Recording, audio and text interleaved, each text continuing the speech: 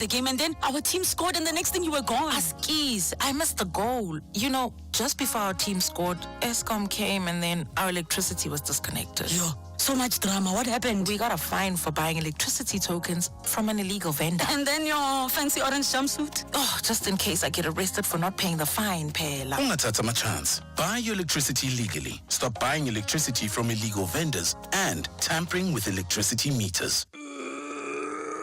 Honey, what are you doing? I'm stretching for tonight. I thought you're not dancing at bachelorette parties anymore. Baby, we need the money to put Johnny through matric mos. And what's the police uniform for? The clients feel safer when I wear it. No, man, just sell your bucky to We Buy Cars. They give the best prices and they pay you within minutes. Okay, but can I just go and dance one more time, please? You know how much I love it. No, the buyer's already on his way here. Wow, okay. Strapped for cash? Just sell your vehicle to We Buy Cars. The easiest way to sell your car by far. V up your February with great value deals from Vodacom Business. Meet the new Samsung Galaxy S25 Ultra featuring integrated Galaxy AI. Get it on a Red Business 1.5 gig plan for only 1,539 Rand per month over 24 months. Enhance your deal. Add 69 Rand extra per month and get the Samsung Galaxy Watch 7 eSIM. Available in-store and online. T's and C's apply. Further together. Vodacom Business. Worldview Update, bringing you closer to international or global news. Sure, the story has moved rather rapidly over the last 4 or 5 days, right? So here it is. The Ukrainian President Volodymyr Zelensky has outlined his proposals for the first phase of a truce with Russia. Zelensky says in a social media post that the first phase could include the release of prisoners and a truce in the skies and the sea, ban on missiles and long-range drones, as well as a halt to the bombing of energy and other civilian infrastructure. Interestingly, Zelensky now says he is ready to work under what he calls U.S. President Donald Trump's quote-unquote strong leadership to achieve a lasting peace. Well, joining me now is Professor Abel Esterhazy, who is a member of the Department of Strategic Studies in the Faculty of Military Science at the University of Stellenbosch. Prof, good morning. Thank you for your time. The story has moved rather significantly.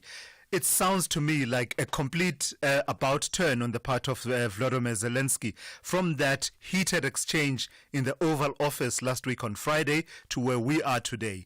What do you believe is behind this change of heart and this attitude that now says, I'm willing to be led by Trump's quote-unquote strong leadership? You know, I don't think there was a way that Zelensky actually did not accept the Trump plan even last week. I think one has to understood what happened in front of the media, the White House, against the background of the Trump administration and in particular the Trump way of doing things. I think that was a bit of an orchestrated event and has a lot to do with the transactional personality of Donald Trump and perhaps also his ego. I think they were on the brink of actually accepting that in Washington already. And what we are seeing now is the result of what happened in the media and what should have happened behind closed doors with diplomacy already last week. So it's in a way, a pity that it turned out the way that it turned out. And I think what we are going to see here, and this is the good thing, perhaps from what unfolded, is that unlike 2 or 3 months ago when we spoke about war and what kind of weapons are needed and how we're going and who's making progress on the battlefield, we all of a sudden have changed the narrative to how are we going to create a peace process? Yeah. What is the peace process going to be like? What would be the basic foundations of the peace process? So the narrative has changed, and that is perhaps the most important thing and most important takeaway from what happened in Washington. But has the narrative changed for all parties involved or all interested parties, Prof. I ask you this because I'm now trying to reconcile what Zelensky is saying about being willing to work with Donald Trump and Trump's quote-unquote strong leadership against the tone that has been coming out from European leaders, primarily through the British Prime Minister Keir Starmer, as well as the French President. Following that summit that they held, talking about being willing to support Ukraine with boots on the ground and planes in the sky. Yeah, I think one also has to understand that Europe is sitting with a different relationship between Europe and the US and between Europe and Russia. And increasingly, there's speculation that today Donald Trump is to announce he's withdrawn from NATO, that he's going to walk away from NATO. That's the one thing. The other thing is that increasingly, now that the US is walking away, US or the Europeans are looking at Russia as their problem and something that they will have to deal with. And let's be honest here, Russia has always been an historical reality for Europe, and the biggest challenge for Europe is how to integrate Russia, this big state, geographically and otherwise. How to integrate this massive state sitting on their borders into what I want to call the project of small states in Europe. And so one has to understand that the difference here between the strategic realities facing Ukraine and the strategic realities facing Europe. And for Europe, the peace process in Ukraine is part of the process, but it's not the whole process, because Europe is now ending up with Russia sitting on its border, and it's a long border that they will have to protect.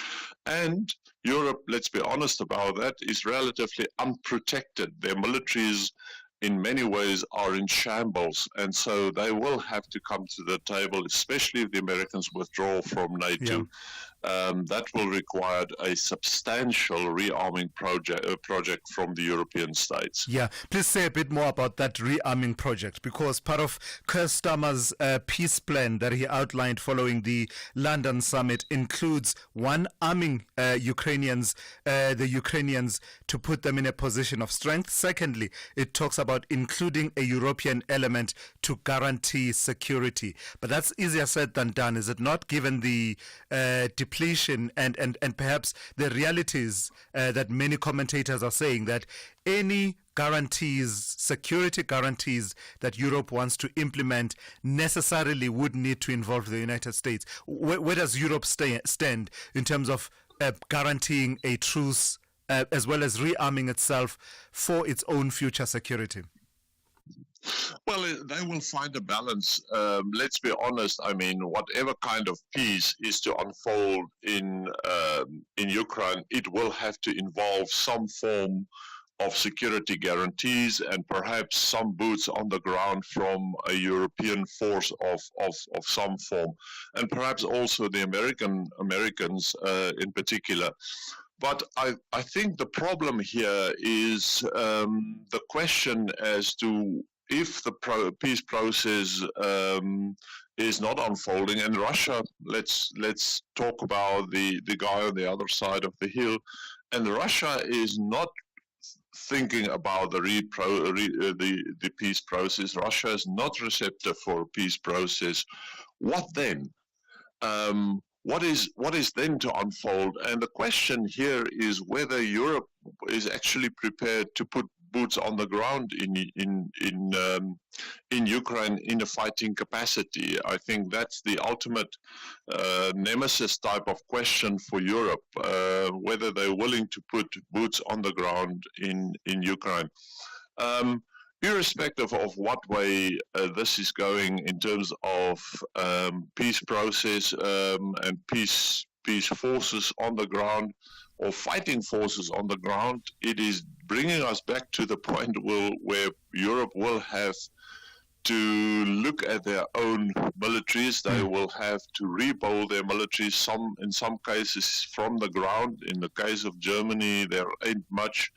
So this is really, I think, the first time since the Second World War where Europe are seriously confronted with the rebuilding of their militaries, and to go beyond what we have seen in Europe since the Second World War as a sort of a post-military society setup.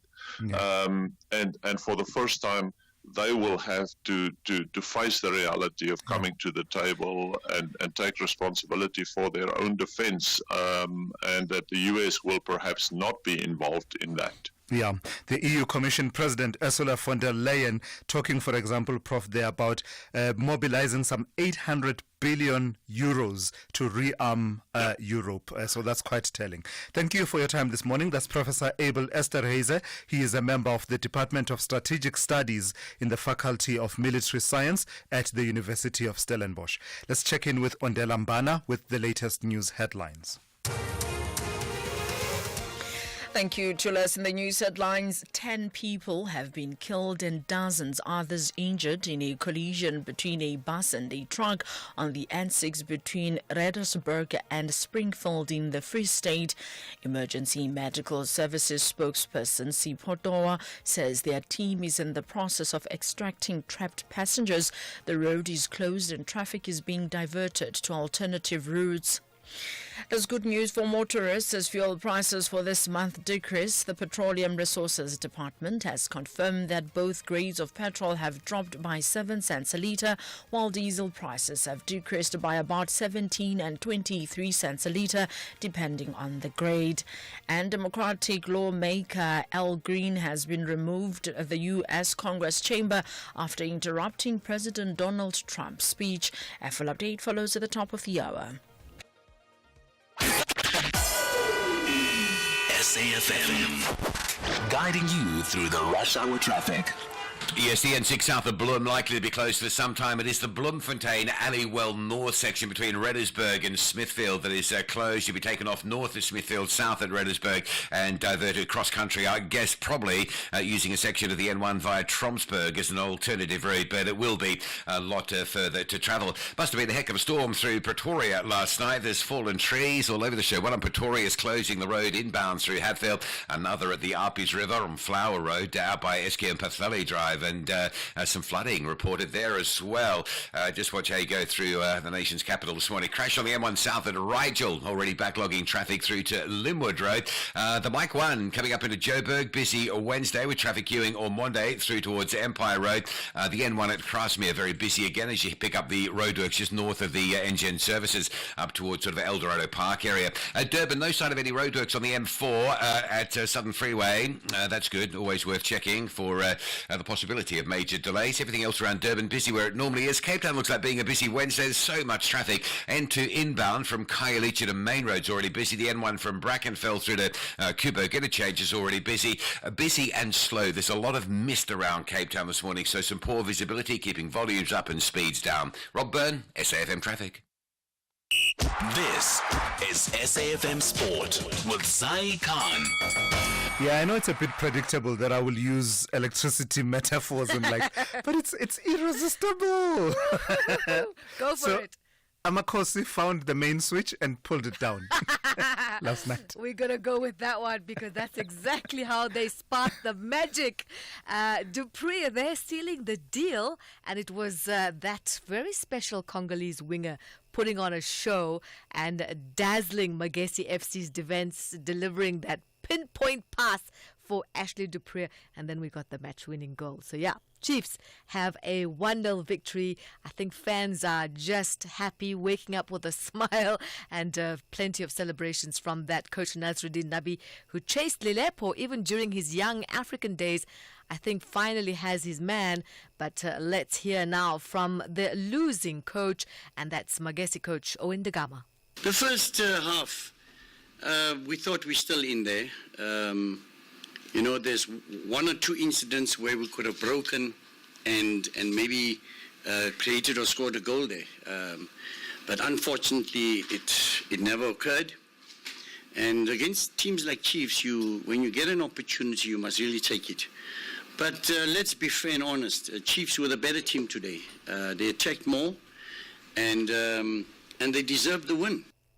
Now, Stellenbosch FC were made to work for gaining maximum points in their Betway Premiership match following a 1-0 win against Marumo Gallants at the Cesar Ramavodu Stadium.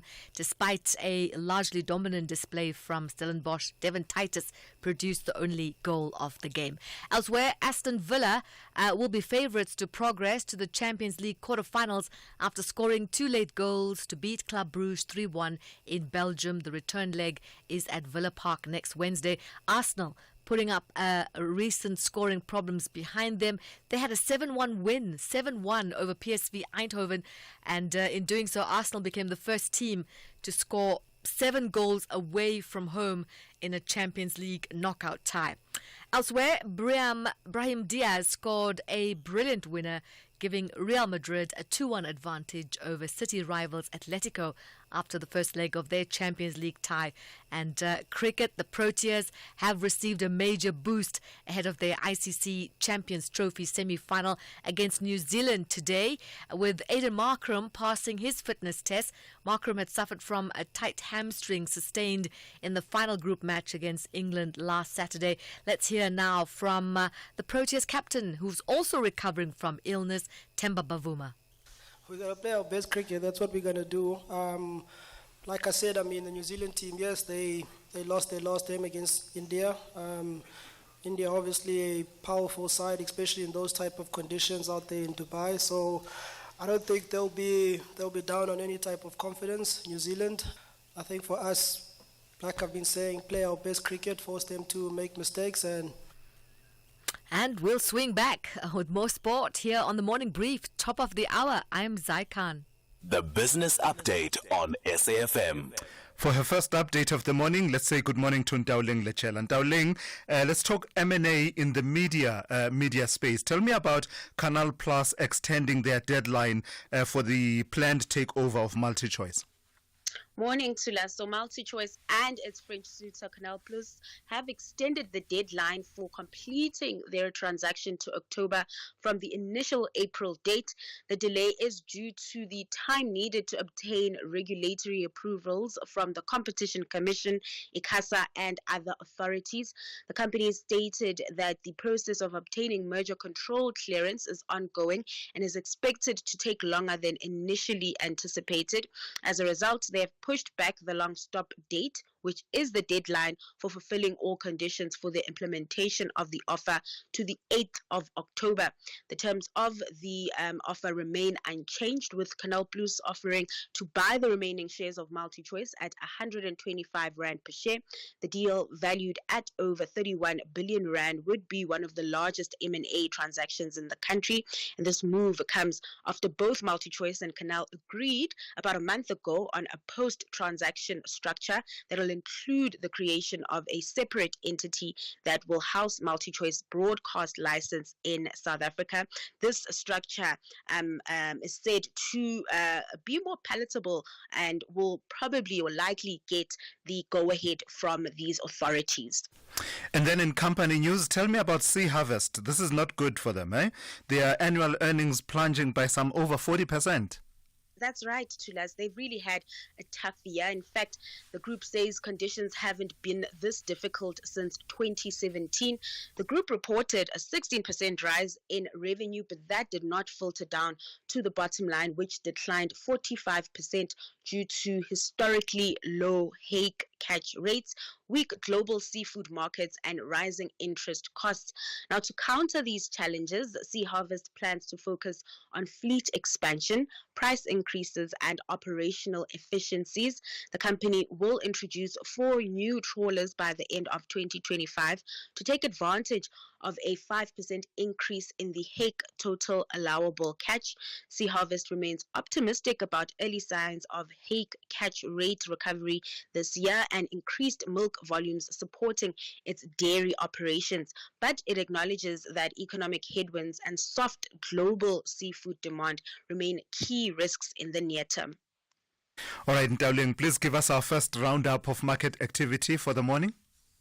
So another day of red screens to us concerns that President Trump's tariffs on Canada, Mexico, and China will lead to a wider trade war and hurt the global economy, continue to spook investors. And with that, U.S. markets plunged into the red in yesterday's session, with the Dow Jones down the most, losing 1.55%. That risk-off sentiment also being felt in our local markets, and this despite getting a somewhat positive GDP print. The all-share fell 0.95%, fueled by losses in the Resources 10 complex, down 1.76%. The rand, in the meantime, holding up well despite the sour mood. It has strengthened to 18.48 to the dollar this hour. Over in Asia, surprisingly, markets mostly in the green as traders reacted to the actions taken by China to counter the effects of deflation and a slew of upbeat GDP and PMI data from the region. Yeah, I saw the reports from the United States yesterday. The markets didn't really like the tariffs that Trump is introducing, and then I saw someone reminding him what he said in 2012 or something, that you said if the markets lose 100 points or something in 24 hours, the president should be impeached. I hope he's watching very closely. Well, you know, these things, he swiftly moves on, does Donald Trump. Thank you for that, Ntauling. We'll catch up with you in the second hour. That's Ntauling Lechela there. Look out for her second report of the morning. That's coming up just after 7:30 here on the Morning Brief. Bafana are taking on Lesotho at the new Peter Mokaba Stadium on the 21st of March 2025 at 6 p.m. for the FIFA World Cup 2026 qualifier. Come early, dressed to commemorate Human Rights Day and support Bafana for a chance to win prizes from our host, Limpopo Government and Polokwane Municipality. Gates open at 3 p.m. and tickets start from 70 Rand for adults with special rates available at 40 Rand for children under 12 at all Ticket Pro outlets. If you can't make it to Polokwane, catch the game live on SABC2 at 6 p.m. or visit sabcsport.com. For more details, visit safa.net and Bafana on X and TikTok. Fizzy drinks and fruit juices can make our children sick. Sugar is dumped into their bodies with every sip, which could lead to obesity, heart disease, and diabetes as they age. We must protect them from drinks high in sugar. Demand a stricter health promotion levy now. Sign the petition on heala.org. That's HEALA.org. Big stories of the day. Hashtag the Morning Brief. All right, let me take a call from Gary in Bloemfontein. Good morning to you, Gary. You want to weigh in about this story around Zanzu Club? Yes. You know what? From top to bottom, they should be nailed. It's abuse. Yep. Those bouncers shouldn't be allowed to do that. Yep. You know, honestly, it's so sad. It's so sad that they're doing that. But anyway, my second point is, you know, we're worried about names, changing names and stuff like that. Doesn't South Africa have enough problems? Where are the name changes happening, Gary? I thought the momentum for name changes had sort of abated a little bit. No, I don't think so. Not on Elvis's show Really? this morning. Yeah. Not on Elvis's show this morning. Uh-huh. And, you know, honestly, we've got more problems in South Africa than that. Yeah. All right. Anyway, that's my comment. Thank you so very much. Thank you for that. That's I Gary. love your show. Thank you. That's Gary in Bloemfontein there. Let me take a quick voice note. Also on the issue of the Zanzu nightclub, we will be talking in the second hour about what consequences may follow the directors and owners of the nightclub. Morning, Thulas. In the Nyobeni Tavern tragedy, the owner was not there on the night of the tragedy, but he's the one in court now. This guy must face the consequences. Whether he's been represented by Zola Majabu or not, he must face the consequences. Thank you very much. Yeah. Anonymous from Soweto. Hope I'm making sense. You are absolutely anonymous. The comparisons that you draw there, we will tease them out with our guest in the second hour to just check out what are the possible criminal law consequences and what are the possible civil law consequences. And that's how even Zola Majavu was outlining it yesterday as he spoke on behalf of one of the directors of that nightclub, Zanzu, in Pretoria. So do look out for that conversation coming up at about 7:20. Big stories of the day. Hashtag the morning brief. So I've got to give credit to the initial reporting of Sowetan on this story. Vigilante killings are escalating in various parts of the country, with 12 fatalities recorded in mob attacks since the beginning of this year. Analysts caution that this surge underscores a critical erosion of trust between communities and the police. In the latest incident reported by Sowetan there, 24-year-old Samuel Ntangeni fell victim to a violent mob in Chikui village in Njerere in Limpopo after being accused of stealing telecommunications towers and tower batteries. Amid mounting frustration over 5 days of network disruptions, local residents pursued and severely assaulted him. He later, of course, succumbed to his injuries. Let's speak to Trevor Ngwane, who is the Director of the Center for Sociological Research and Practice at the University of Johannesburg. Good morning to you, and thank you for your time. Flare-ups and high-profile cases come up from time to time, and there was this incident, of course, that a notorious incident in Zandspruit here in Johannesburg a couple of years ago. But are we able to gauge the levels of prevalence of vigilantism outside of these high-profile incidents? Oh, yes, thank you, Thulasizwe and your listeners. Oh, yes, we can gauge because police statistics actually isolate and identify separately vigilante matters. And from my reading of the statistics over the past 5-10 years, 1 out of 5 matters are usually vigilante.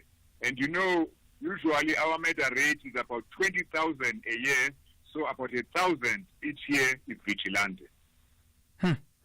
Are we any closer? I mean, we do a lot of analysis around these issues, a lot of studies, academic studies, and seminars and debates and the likes. But are we any closer to explaining the phenomenon?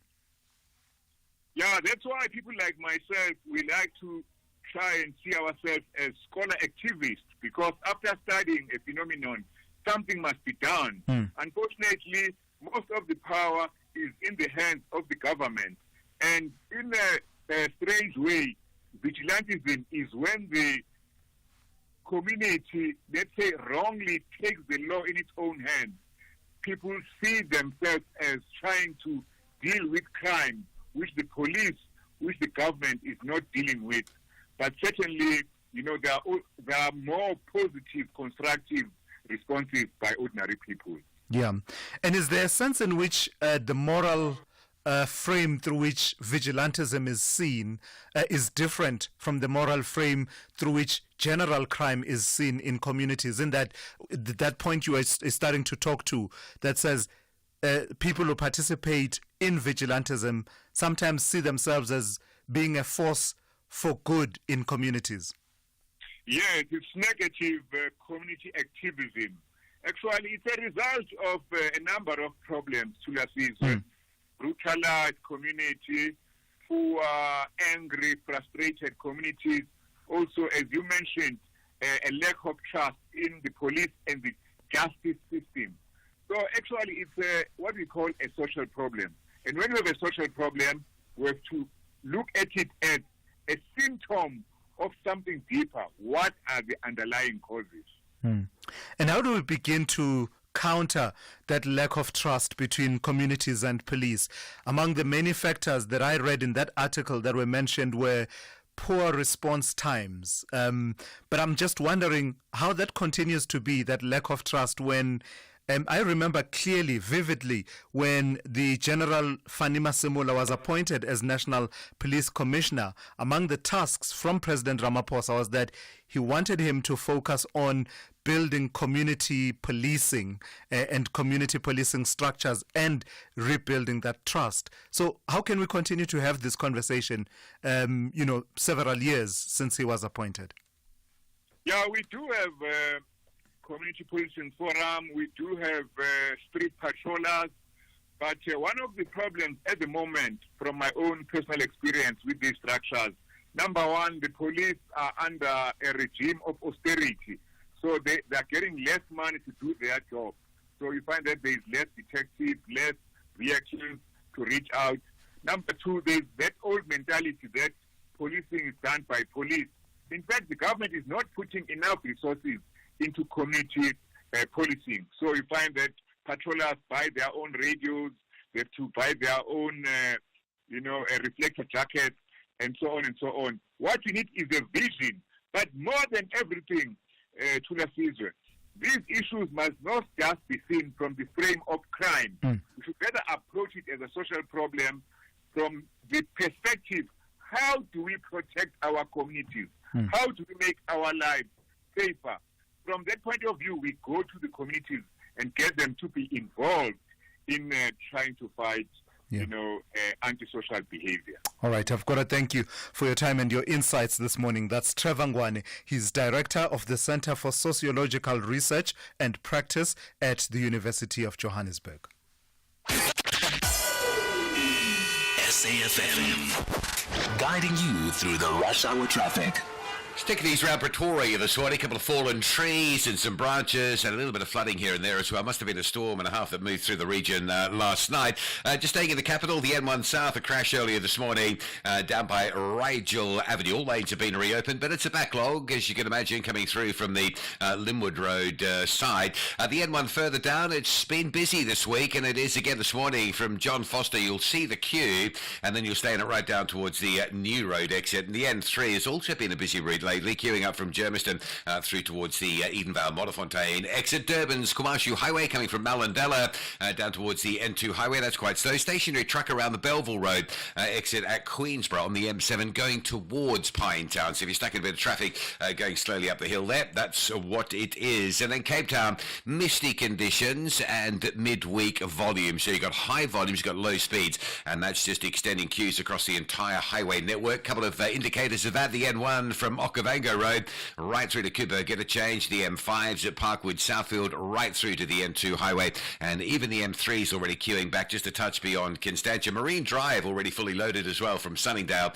through towards Racecourse Road, and more queues as you come out of Milnerton into Pardon Island. Rob Byrne, SAFM Traffic. Get unbeatable football odds with SuperSport Bet. From derbies to title deciders, our Super Boosts give you boosted odds you won't find anywhere else. Switch today and get a 100% deposit match up to 5,000 Rand. SuperSport Bet is licensed by the Western Cape Gambling and Racing Board. Bookmaker license 10191097. No persons under the age of 18 are permitted to gamble. Winners know when to stop. National Responsible Gambling Program toll-free counseling line 0800 006 008 or WhatsApp help 076 675 0710. This is a story of Vodacom's impact. I didn't know anything about computer. I learned a computer after I passed my matric, and Vodacom is doing an excellent job in the youth of South Africa. This is why we do it. Over 1,800 Youth Academy students trained, with 250 placed in ICT coordinator roles at our schools of excellence. That's why we're the #1 CSI contributor for 8 years running. See more at now.vodacom.coza. Further together, Vodacom. The pressure is mounting in the second half of the league. Both SC Freiburg and RB Leipzig refuse to bow. They want to triumph to protect their top half positions. This is the Bundesliga. Football as it's meant to be. Experience the German way of the beautiful game. Sporting Club Freiburg versus RB Leipzig on Saturday, 8 March at 7:30 p.m. Live on SABC Sport on DTT Channel 4. Also available at your fingertips on SABC Plus and SABCSport.com. Proudly brought to you by SABC Sport. For the love of the game. The G20 Anti-Corruption Working Group technical meeting has kicked off in the Western Cape. From March 3rd to 5th, global leaders are convening to tackle critical anti-corruption strategies.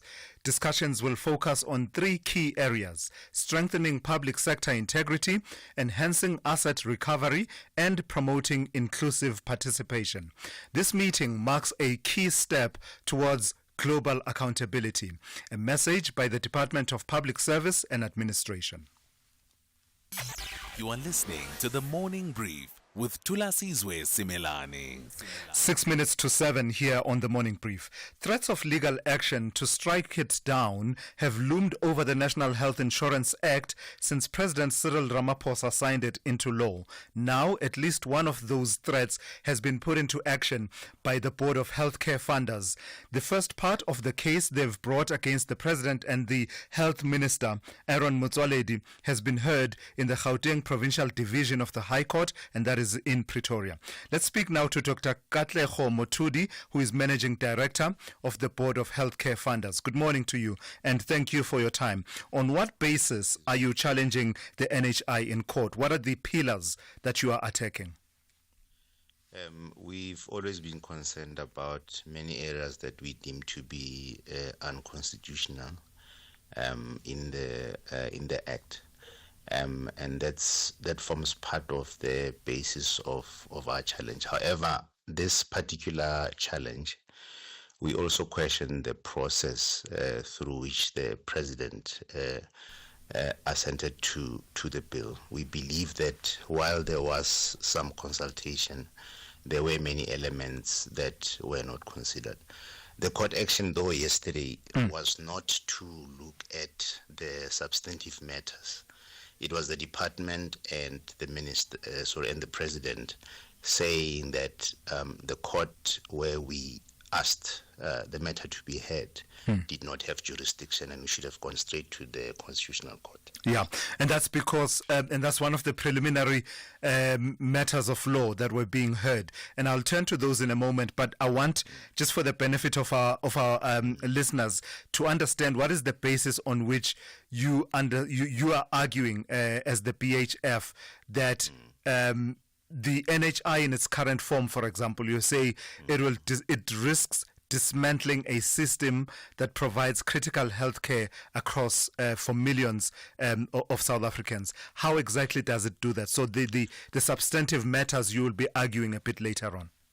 Okay, I think the first matter which affects medical schemes directly is section 33.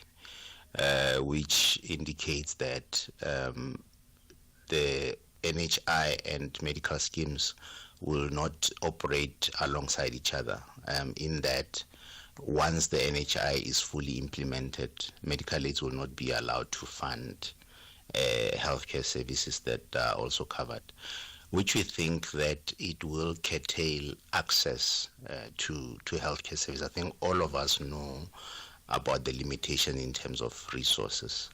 We have seen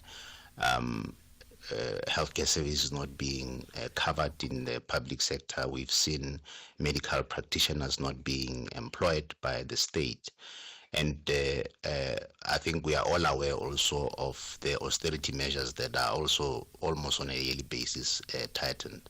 Now, medical aids collect voluntary after-tax monies from willing citizens to fund their own health care.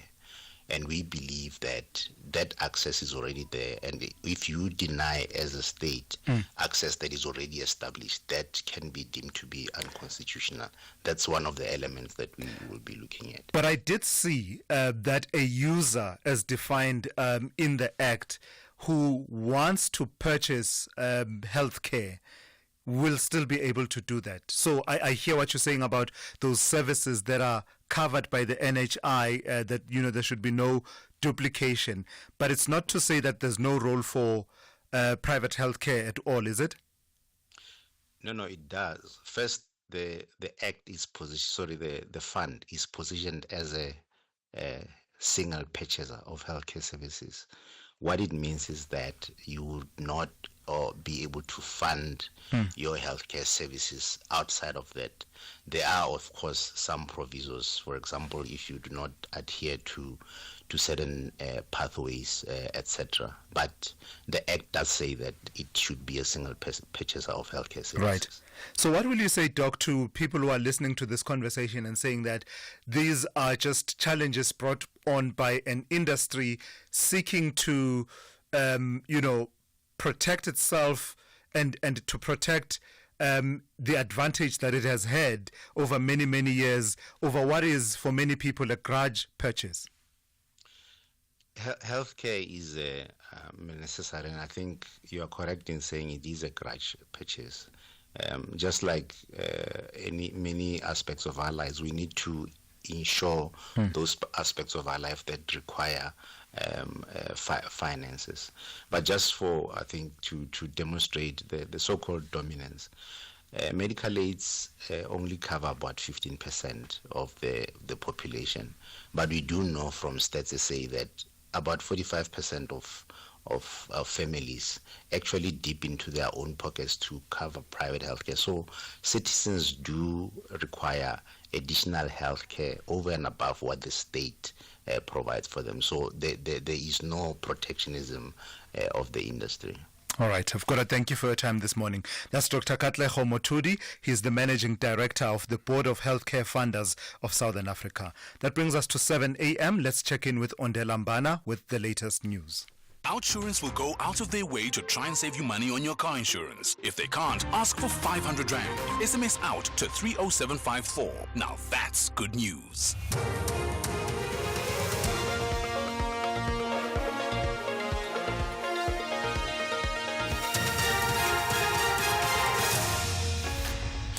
Thank you, Thulas. Top stories at 7:10. Die in a crash in the Free State and fuel price decreases. For SAFM News, I am Ondela Mbana and a very good morning.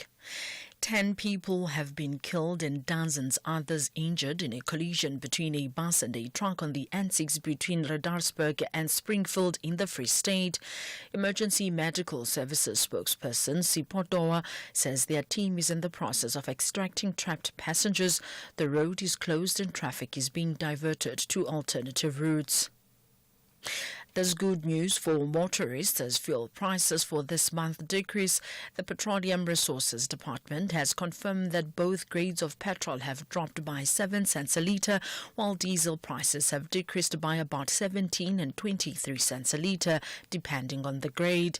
Households are paying 8 cents less for paraffin, and LP gas will decrease by 2 cents per kilogram.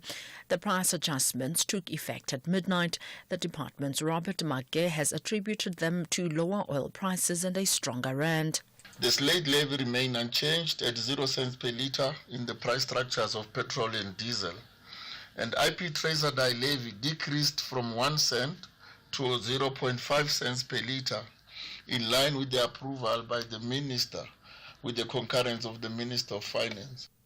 Some owners of food outlets, including spaza shops in the Makado municipality in Louis Trichardt in Limpopo, say they have failed to register their businesses. They say this is because traditional leaders are charging them a fee for recommendation letters. The deadline for registration of the businesses was last Friday. The House of Traditional Leaders is yet to comment on the allegation. Spaza shop owner David Musiame says he was unable to pay the fee. I hardly survive from the amount that my spaza shop makes a day. And the 8,000 that the traditional leader wants, I cannot afford it. And I do not even make that in a month or a year. Human Settlements Minister Thembi Simelane is this week expected to visit some areas that the recent floods have severely affected in KwaZulu-Natal.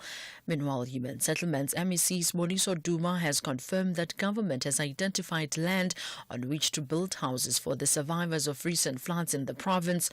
Duma says the land is in Shallcross, Chatsworth. 20 people are now confirmed to have died since last month due to the floods in the province. Some residents are still searching for their loved ones. Democratic lawmaker Al Green has been removed from the U.S. Congress chamber after interrupting President Donald Trump's speech. Trump struck a triumphant tone when he addressed a joint sitting of the Congress for the first time since he returned to office in January. America is back. 6 weeks ago, I stood beneath the dome of this Capitol and proclaimed the dawn of the golden age of America. From that moment on, it has been nothing but swift and unrelenting action to usher in the greatest and most successful era in the history of our country. We have accomplished more in 43 days than most administrations accomplished in 4 years or 8 years, and we are just getting started. Recapping the top story, 10 people have been killed and dozens others injured in a collision between a bus and a truck on the N6 between Radarsburg and Springfield in the Free State. I am Ondelambana for SAFM News. Headlines at 7:30. Those were the top stories for this hour. Don't miss out on a possible car insurance saving. SMS out to 30754 for a quote. Outsurance, where you always get something out. Nothing gets you going in the morning like your favorite cup of coffee. But lately, that cup of joe is hitting your wallet hard. The cost of living keeps going up, but it's reassuring that Outsurance is still committed to ensuring their clients always get something out. Outsurance has paid out more than 6 billion rand in out bonuses. There's never been a better time to switch and save. SMS out to 30754. That's out to 30754. With Outsurance, you always get something out. A licensed insurer and FSP. T's and C's online. SAFM, guiding you through the rush hour traffic. Reasonably heavy around the Joburg highway networks this morning. The standouts are the N3 from Elan's Interchange all the way through to Modderfontein Road, and then coming into that, the N12 and R24 routes are quite bad. And the Mike 1 south from Macleod out to Marlborough Drive, that is already standing. Pressure on both Malabongwe Drive and Beyers-Naudé as you come from the sort of northwestern sides, if you like, through the highway and either into Stratham Park or into Fairland. There's a lot of traffic lights down along both Malabongwe and Beyers-Naudé that have been down for absolutely ever. Crash on the M1 south at Rigel Avenue. Traffic on the exit from Pretoria backlogging to the N4 Emerald Highway. Durban this morning, the truck that was broken down Queensborough on the M7 near Bel Air, that's all being cleared away. There's a little bit of backlog on the M7 going into Pinetown, but that's fairly usual these days up over St John's Avenue Bridge. M13 Hillcrest to Kloof is looking busy, and the N2, if you're driving in from the airport, you're going to see some queuing pressure there between Sabaya and the M41 Gateway. Cape Town, pretty heavy mist. It's not everywhere, but where it is, it's quite thick and quite heavy. So you've got high volume Wednesday, slow speeds because of poor visibility, and that is just extending queues on the highways. The N1 inbound also with a crash at the R300, so that's heavy coming through from Brackenfell, Kryfontein, and the R300 backlogging now from the N2 exit at Khayelitsha all the way up towards Van Riebeek Road at Kales River. Rob Byrne, SAFM Traffic. A very good morning to you in your SFM Sports headlines. It's cricket. The Proteas are ready for battle. Captain Themba Bavuma saying they're playing their best cricket. They take on New Zealand in the ICC Champions Trophy semi-final. And Kaizer Chiefs bouncing back to winning ways in the Betway Premiership. We'll have details around 7:30.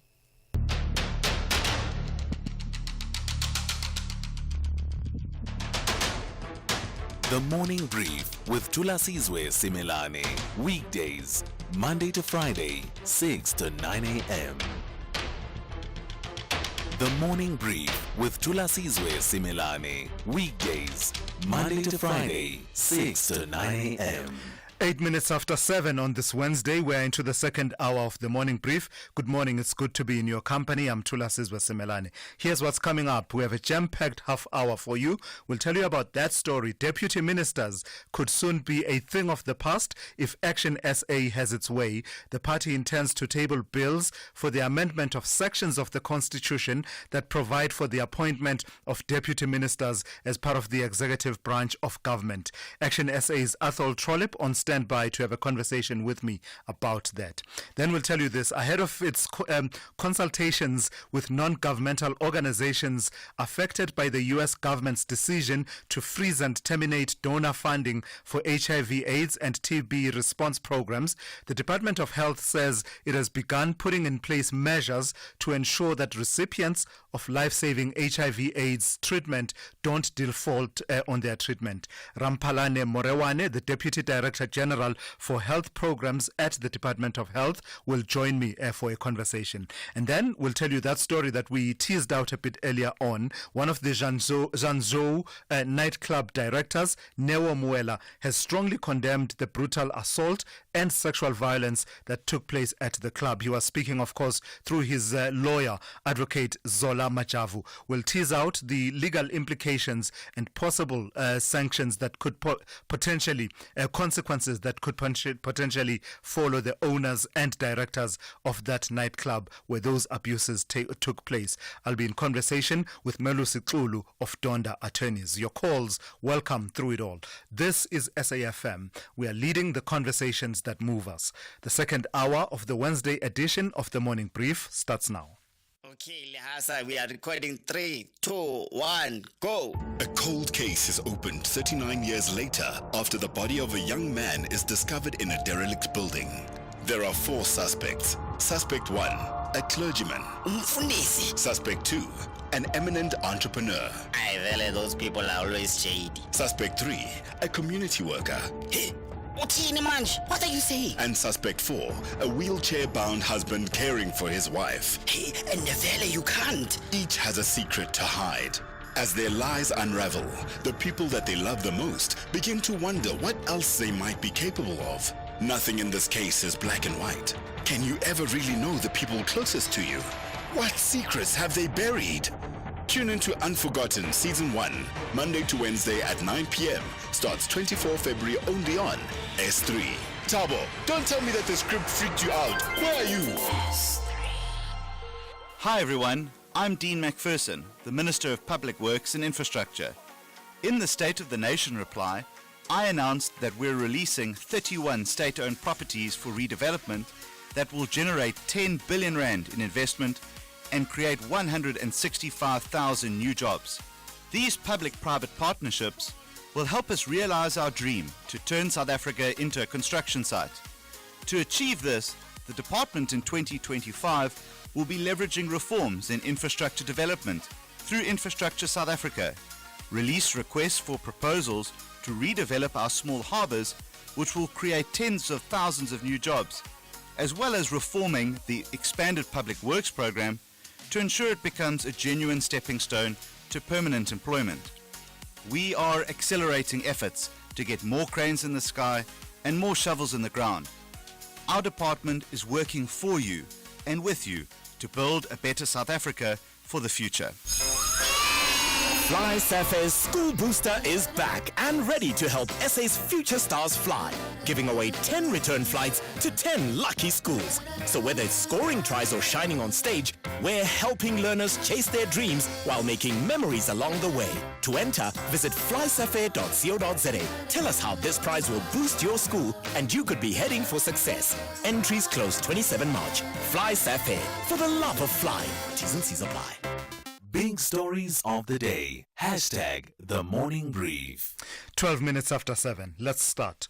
Deputy ministers could soon be a thing of the past if Action SA has its way. The party intends to table bills for the amendment of sections of the Constitution that provide for the appointment of deputy ministers as part of the executive branch of government. Action SA says this would immediately save taxpayers some 1.5 billion rand a year in wasted taxes. Let's welcome into the conversation Ethel Trollip, who is Action SA's parliamentary leader. So it's a raft of proposals that you are bringing to the fore, but I suppose the most interesting one for our purposes is this proposal around doing away with the positions of deputy minister. Would that advance governance at the same time saving South Africans a lot of tax rand? Good morning to Thulasizwe and good morning to the listeners. Look, we have the biggest cabinet in the world with 32 ministers and 43 deputy ministers. And I don't believe that our government operates effectively. So there's no evidence that this massive number of deputy ministers makes any difference. You know that 2 weeks ago the Minister of Finance couldn't table his budget because the GNU couldn't agree on how to balance the budget. Now, we have come up with this proposal to say that we need to show by example that we're prepared to cut the fat to save increasing VAT. And there's just too much fat in government, and the fattest part of government is having this many deputy ministers. You know, Thulasizwe, Section 93 of the Constitution says that the President may appoint deputy ministers. It doesn't say that the President must appoint them. There's no constitutional power that they have. They have no executive power. They're not members of cabinet. So we believe they're absolutely superfluous. Yeah. And tell me about the costs that from the work that you have done. You've got what you call the GNU performance tracker. And you're saying that you've done a bit of work there that's revealing just how much this large cabinet is costing us. Thank you very much. We have a GNU tracker, and it's informed by the information that we get back from parliamentary questions that we put to the ministers. Now, just one of those examples is we've asked every minister in cabinet how much their overseas travel has cost them.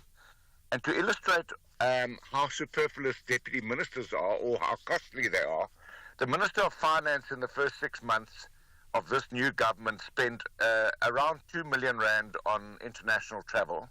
And his two deputy ministers spent nearly 6 million rand on international travel. So after the first 6 months, we've had responses from about half the ministers, and the travel amounts to 143 million rand.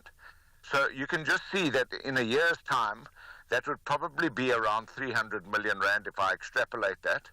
And that's a lot of money. And if you take the deputy ministers away and just let them be ordinary members of parliament doing their jobs in portfolio committees and oversighting the executive, we believe not only will we spend more money, but we will have a more effective government. Another proposal you're putting forward is for cabinet appointments to require ratification by Parliament. Now, that's an interesting one and perhaps a bit of a contentious one, no? Because of the separation of powers doctrine that we have in our Constitution. Isn't this stripping away at some of the powers that remain in the office of the President? A lot of the powers were stripped away at the start of our democratic project, such that we don't have, well, at least on paper, we don't have the imperial presidency. But you are now wanting to strip that even more, such that before appointing cabinet, the President would need to have the concurrence of Parliament. Yeah, Thulasizwe, the Constitution makes provision for the President to select his cabinet, and we have absolutely no problem with that. But we have experienced in this massive bloated cabinet that we have that there are a number of misfits that the President has appointed there. And there are people that have had judgments against them for maladministration, for fraud, for irregular tender awarding. We've got ministers that have been involved in the collapsing of the VBS Bank by taking out dodgy loans with contractors that were investing their municipalities' money. So what we're saying is that we don't want to select the cabinet. We want the President to present to Parliament his cabinet so that we can approve that cabinet, because the Constitution, again in Section 92, says that the executive is answerable and responsible to Parliament.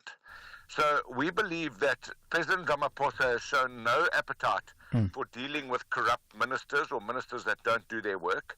And we as Parliament want to do our work. And as the opposition party, we're saying, bring us your list of cabinet ministers, and if they are all above board and they have no dark secrets, no problem, they can be appointed. But if somebody is on that list who should patently not be a minister, we should have the right to say, no, that person doesn't fit the purpose. All right. Interesting times ahead in as far as Parliament is concerned. By the way, do you believe you will master the requisite support? It's been very difficult to get constitutional amendments over the line in recent years. Yeah, that's going to be the difficult one, because this is private members' legislation, and there are two pieces that we introduced this week. One was cut cabinet perks, the one we've been talking about now, and the other one is zero tolerance for corruption. Now, we're going to canvass all the political parties, obviously, and those parties that don't support it will be telling the public and their voters that they endorse having a bloated, useless cabinet, and two, that they support corruption. So it's going to be very difficult for parties to motivate why they won't support our initiative. All right, let's leave it there. Thank you for your time this morning. That's Ethel Trollip. He's the Action SA parliamentary leader. S3 and Lorna Maseko are adding flavor to your Wednesday evenings. Lorna invites you on a journey of discovering new ways of transforming South African pantry staples into delectable and budget-friendly meals.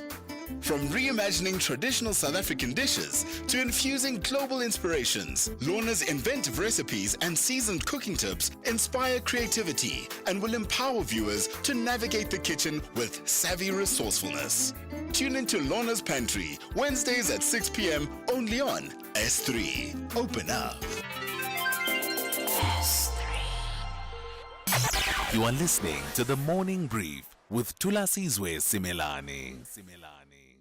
19 minutes after 7. Ahead of its consultations with non-governmental organizations affected by the U.S. government's decision to freeze and terminate donor funding for HIV, AIDS and TB response programs, the Department of Health says it has begun putting in place measures to ensure that recipients of life-saving HIV, AIDS treatment don't default on that treatment.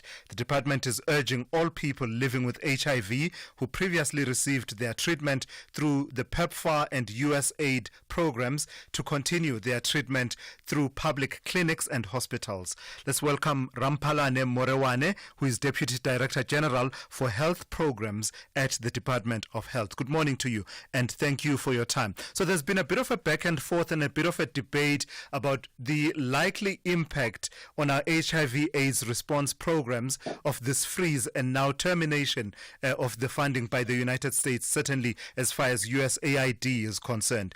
Are you as a department in a better situation to understand and clarify what the picture is? What is the impact from the freeze as well as the complete termination of some of this funding on our HIV, AIDS and TB responses? Firstly, good morning, Tulas, and good morning to the listeners of SAFM, and thank you very much for having us. The situation, of course, on the ground would vary from province to province and from district to district, because the presence of PEPFAR-supported partners was also varied. In other areas, we'd find that they're supporting one clinic with one staff member. In other districts, they'll be supporting 2, 3, 4 clinics with many staff members. So in that regard, therefore, you can understand that the withdrawal of resources would definitely vary. But secondly, that PEPFAR was in 27 priority districts of the country, what you used to call highly burdened districts in terms of HIV/AIDS prevalence. Now, the impact is felt that way, and the response we're getting from the ground is also that there are areas where people would perhaps complain of having stayed too long in the queues. But what we did immediately after knowing this situation was to develop the contingency plans to make sure that nobody, gets frustrated and people that are on treatment stop taking treatment. And the Director General of the department issued a circular to the provinces, hospitals, and clinics to provide guidance as to what to do. So as far as we are concerned, we are monitoring the situation on the ground, and we are informed of the efforts that have been made to ensure that there's no disruption of services. So we'll talk about the other services that have been provided by organizations that have been funded by PEPFAR-related funding in a moment. But I want to take one aspect of it, the HIV/AIDS treatment program. You are saying that those who've been receiving treatment through these programs funded by PEPFAR should simply switch to the local clinics and hospitals and receive treatment from that side. Will that funding for our, what is the world's biggest public health treatment program of HIV and AIDS, will that suffice? Will it be able to carry the burden?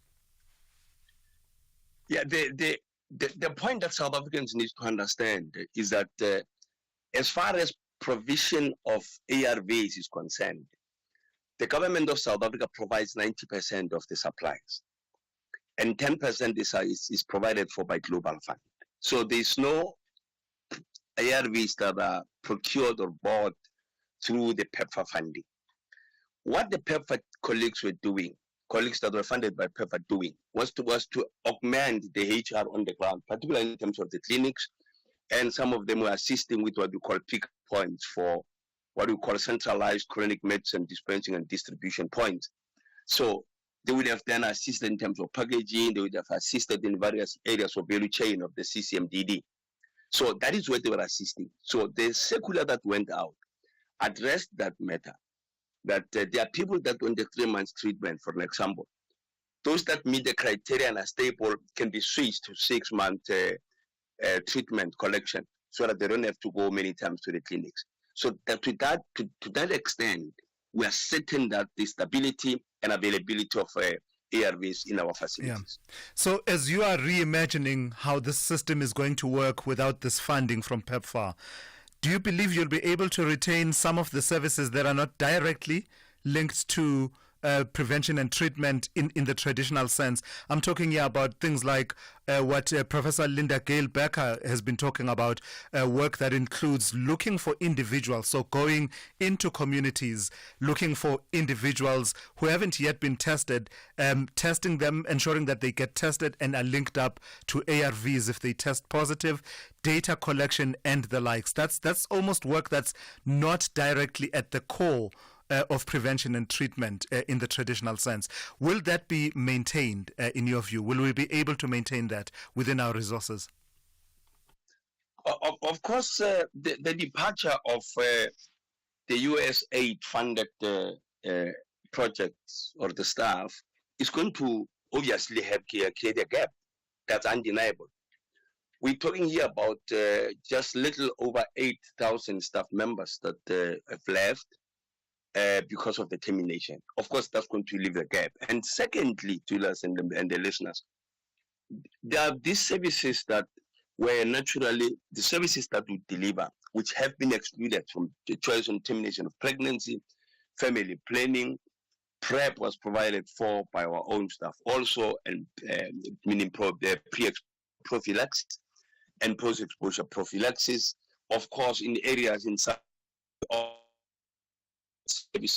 service points, these services were provided.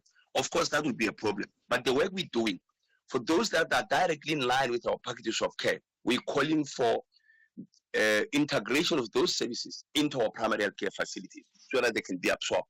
Of course, that will mean an increased workload. But secondly, there's this basket of services that were purely prevention, focusing on key populations.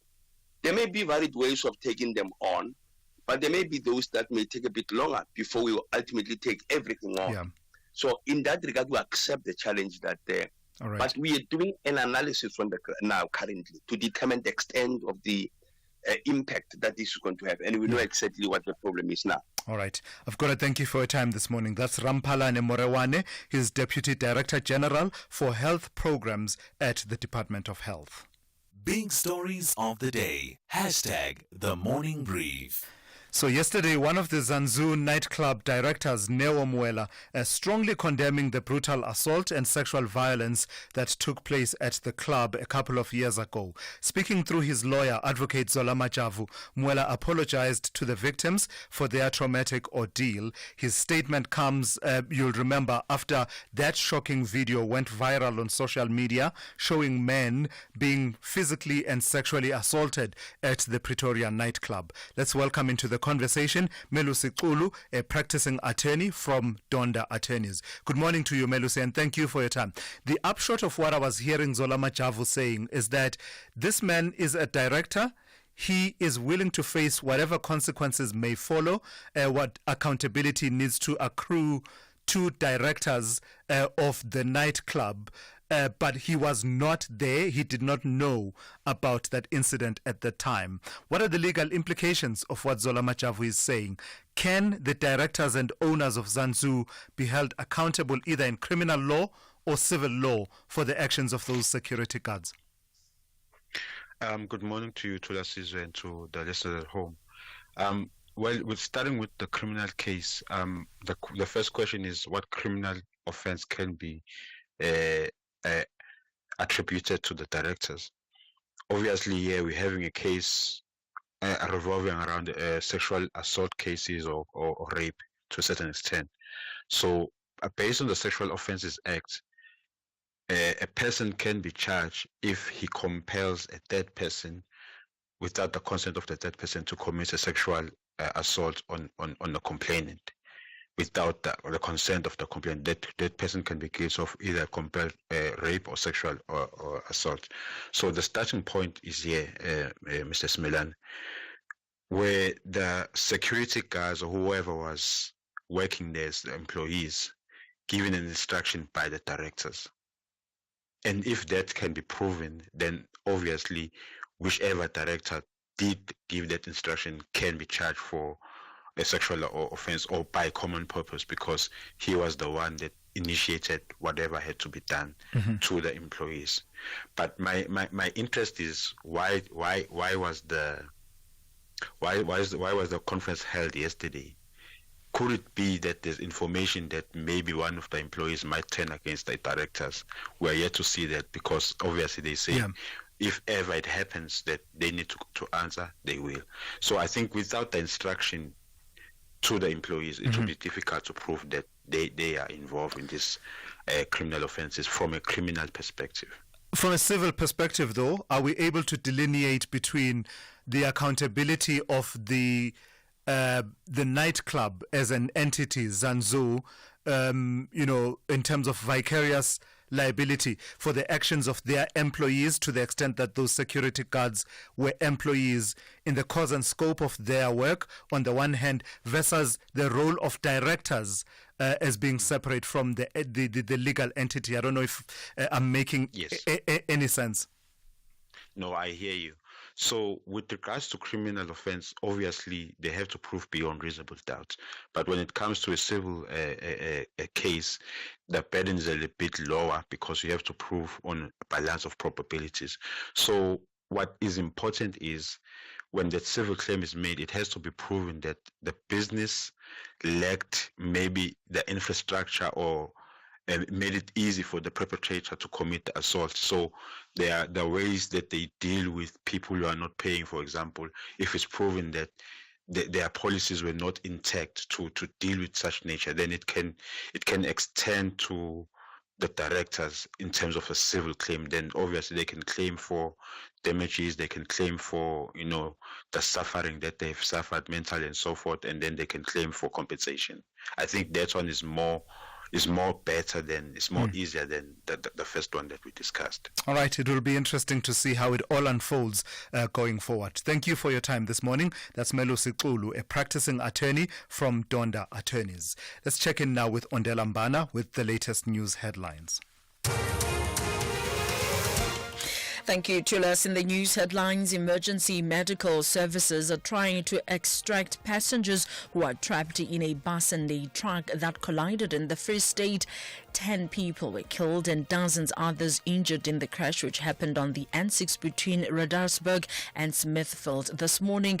The road affected is still closed and traffic is being diverted to alternative routes. Police have arrested another drug mule at the OR Tambo International Airport. The 55-year-old Nigerian national arrived at the airport from Brazil. And U.S. President Donald Trump says that he has signed more than 100 executive orders to restore what he terms common sense and wealth to the country. A full update follows at the top of the hour. SAFM, guiding you through the rush hour traffic. Still very slow coming out of Pretoria this morning, all the way down through Midrand and into Joburg, actually. A crash at Rigel Avenue from much earlier this morning. It's pushed traffic queues back to around Storumful Road. And then once you get through that, Brockfontein and New Road's quite heavy, and then Allendale down to Marlborough Drive is quite heavy as well. A breakdown on the M1 going north just before William Mandela, so delays coming up from the Randburg side, and the N3 south is really heavy today from Elands all the way through to Modderfontein Road. Behind that M12 and R24 routes are heavy. Also some queues on the R21 approaching the airport at Atlas Road. A crash on Houghton Drive near St Patrick Road in the Parktown area. That's backing up traffic going to and from the Mike Webb Highway. Durban, the M7 is really the standout queue from Hunts Detman all the way up over St John's Avenue Bridge into that Pinetown area, very heavy. Also a breakdown near Market Road on the N3 coming out of Pietermaritzburg towards towards Durban. That is heavy. Cape Town, the busy 35th Avenue, Jan Smuts, or 35th Avenue onto Jan van Riebeeck Drive, coming from sort of the Eidsack area up in towards Parow. Crash at Epping Avenue, so that's quite slow. And just generally slow across the Cape region this morning because of the misty conditions, so high volumes and a bit of mist. And if you're leaving Somerset West, there's collision on the R44 northbound, just at Stainsrust Road. So if you're on your way to Stellenbosch, some extra delays there, back through Lord Charles Hotel territory. Rob Byrne, SAFM Traffic. This is SAFM Sport with Zai Khan. So Zai, I just checked the weather report for the city of Lahore in Pakistan. It's looking like it will be clear and sunny, and the maximum temperature going only as high as 22 degrees Celsius. Perfect conditions, no, for Themba Bavuma in the team? Oh yeah, I think that just makes us even more calm, collected and confident, knowing that the weather is playing the part, playing ball. Thank you, Thulas. I think that's the report. Thulas, the weatherman. Yes, that's the report we need right now before any cricket encounter. And I can tell you this much, it's crunch time. So that is important. Proteas versus Black Caps.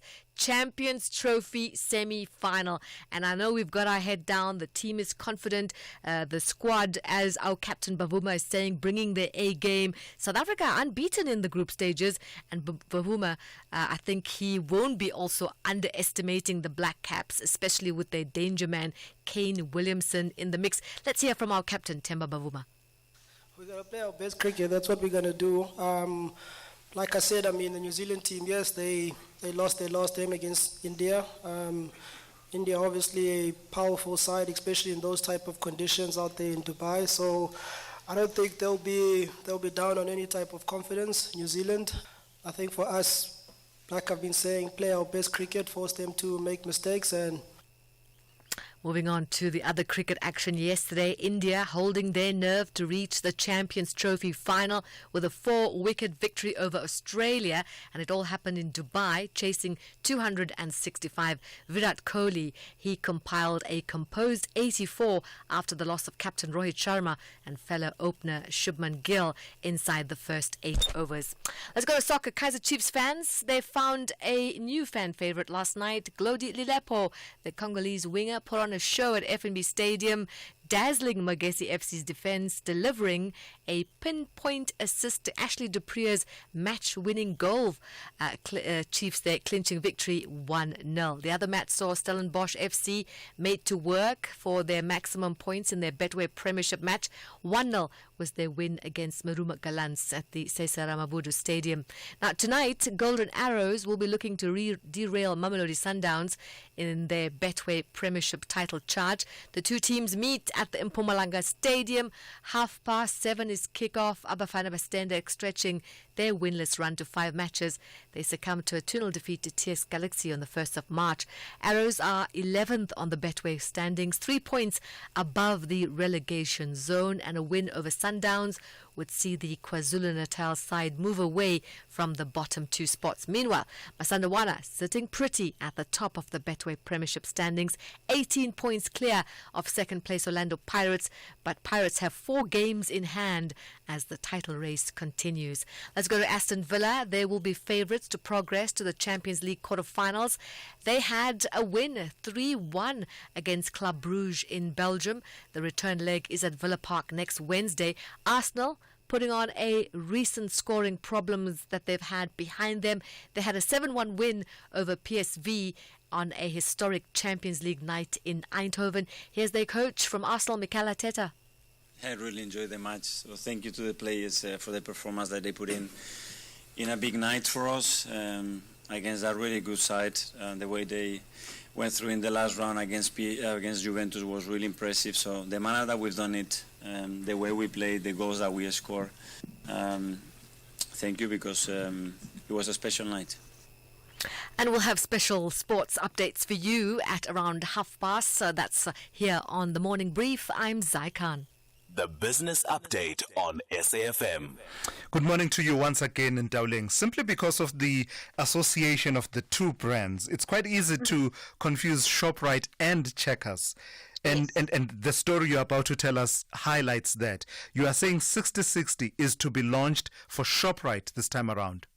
Yes, so the parent company is saying its namesake stores will be getting that 60/60 service. The retailer says it's launching that popular on-demand grocery delivery service in 19 of its ShopRite supermarkets across 8 provinces later this month.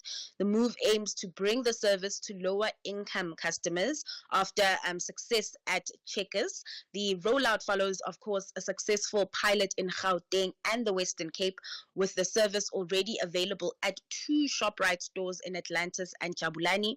The expansion will start with launches in Kleinmond, Western Cape, and Khanala, Mpumalanga. Analysts are upbeat about the news. In a News 24 article, Just One Lapse, Simon Brown said this move was an easy win for ShopRite as the company can leverage its existing infrastructure to offer the service. Brown expects a smooth and cost-effective rollout. And this announcement was accompanied by ShopRite's half-year numbers, where earnings were up close to 10% as it continued to gain market share. And then in banking news, tell me about Discovery Bank. You're saying that they've achieved their first profitability milestone? That's right, Thulas. It's delivered a profit of 69 million rands in the 6 months to December. This was reached ahead of expectations and with R1 billion less in startup costs than initially anticipated.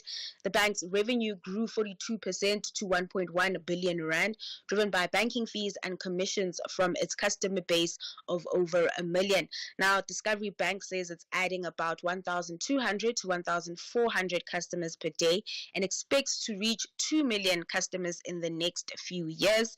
Discovery Limited CEO, Discovery Bank's parent company, the group CEO Adrian Gore expressed confidence in the bank's future performance, aiming to triple its profits to 3 billion rands by 2029. This milestone comes alongside the group's interim results. Discovery recorded growth in all its business units, and that helped lift its earnings by over 30%. Gore said Discovery has completed its major investment cycle and is now poised for a new phase of organic growth, driven by focused execution through its global entity Vitality and its South African business Discovery SA. All right, please give us our second roundup of market activity for the morning. Kicking things off in Asia, markets were mostly trending higher this morning as investors weighed bullish growth targets announced by China despite its sluggish economy and looming prospects of a global trade war. With that, we are seeing the Hong Kong Hang Seng up 1.8%. In Wall Street, futures are in the green despite yesterday's downbeat session.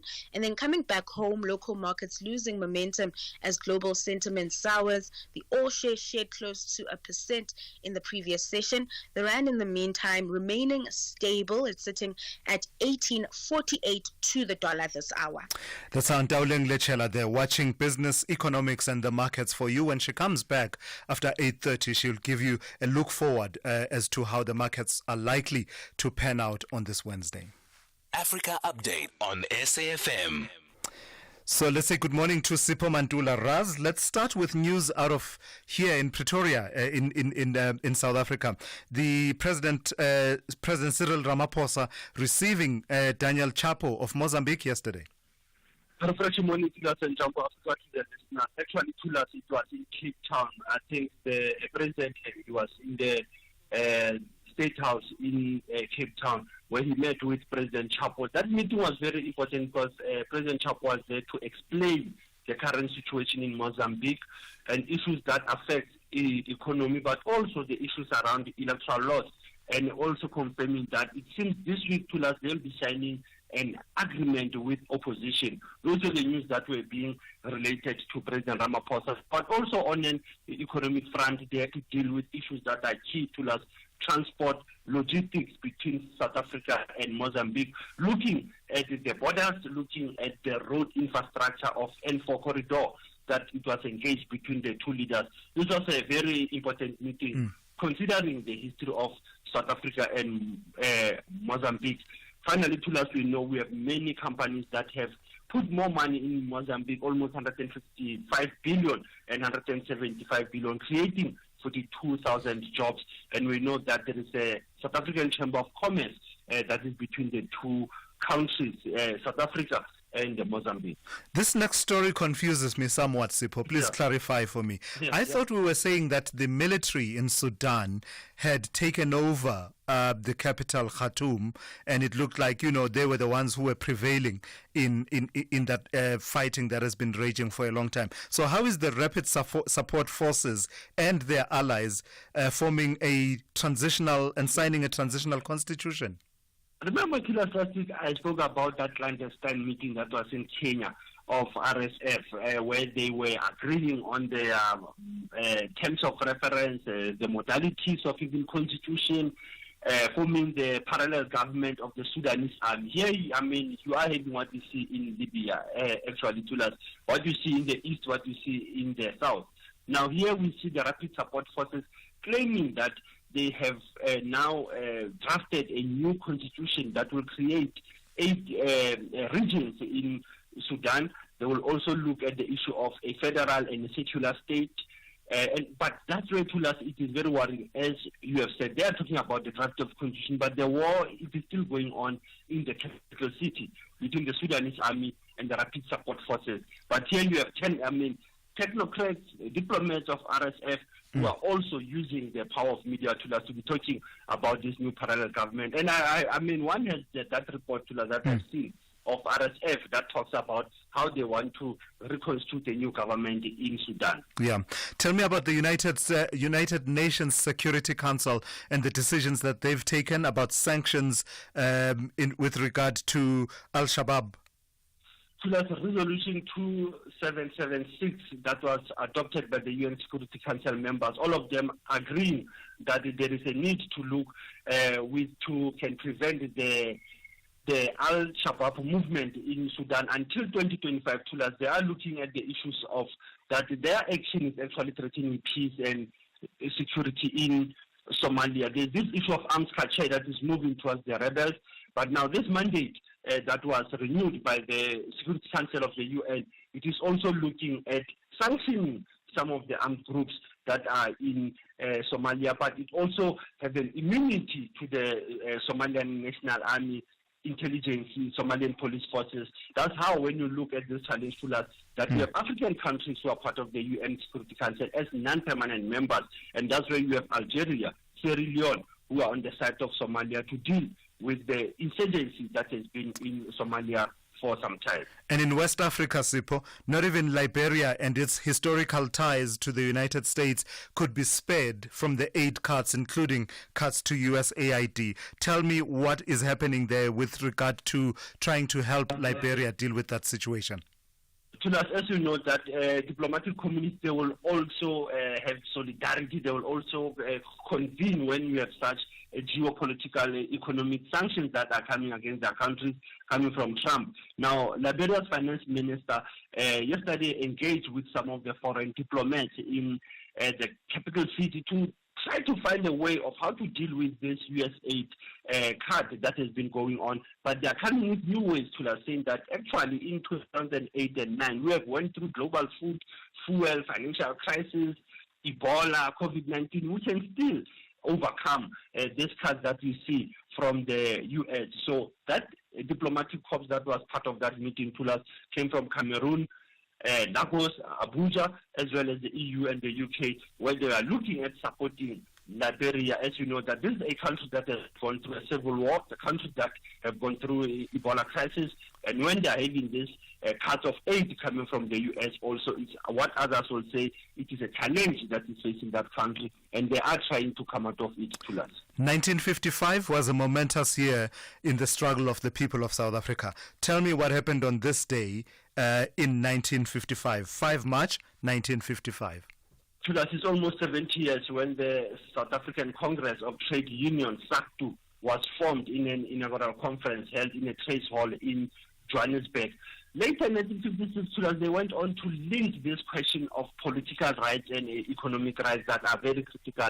But this SACTU, you'll recall, is what we have COSATU now. This is a non-racial trade union that was a coordinating body for the ANC as well as for the Colored People's Organization, the Indian organization. I see today, later today at the Lily's Farm, there will be an engagement of the veterans of the ANC as well as the members of COSATU to look at this 70th anniversary of SACTU. I see Sikni Wahamafumadi, Zingiswa Losi, Snukizigalala, Peki Jalinjali, Ibrahim Patel.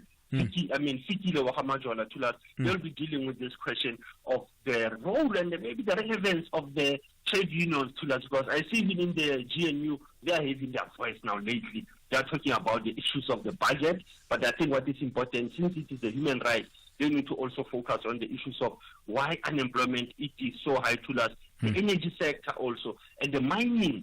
I think that's where we have been struggling to last. As you know, that unions were also born out of the mining sector that we saw from different countries, from Gauteng to other provinces like Northwest.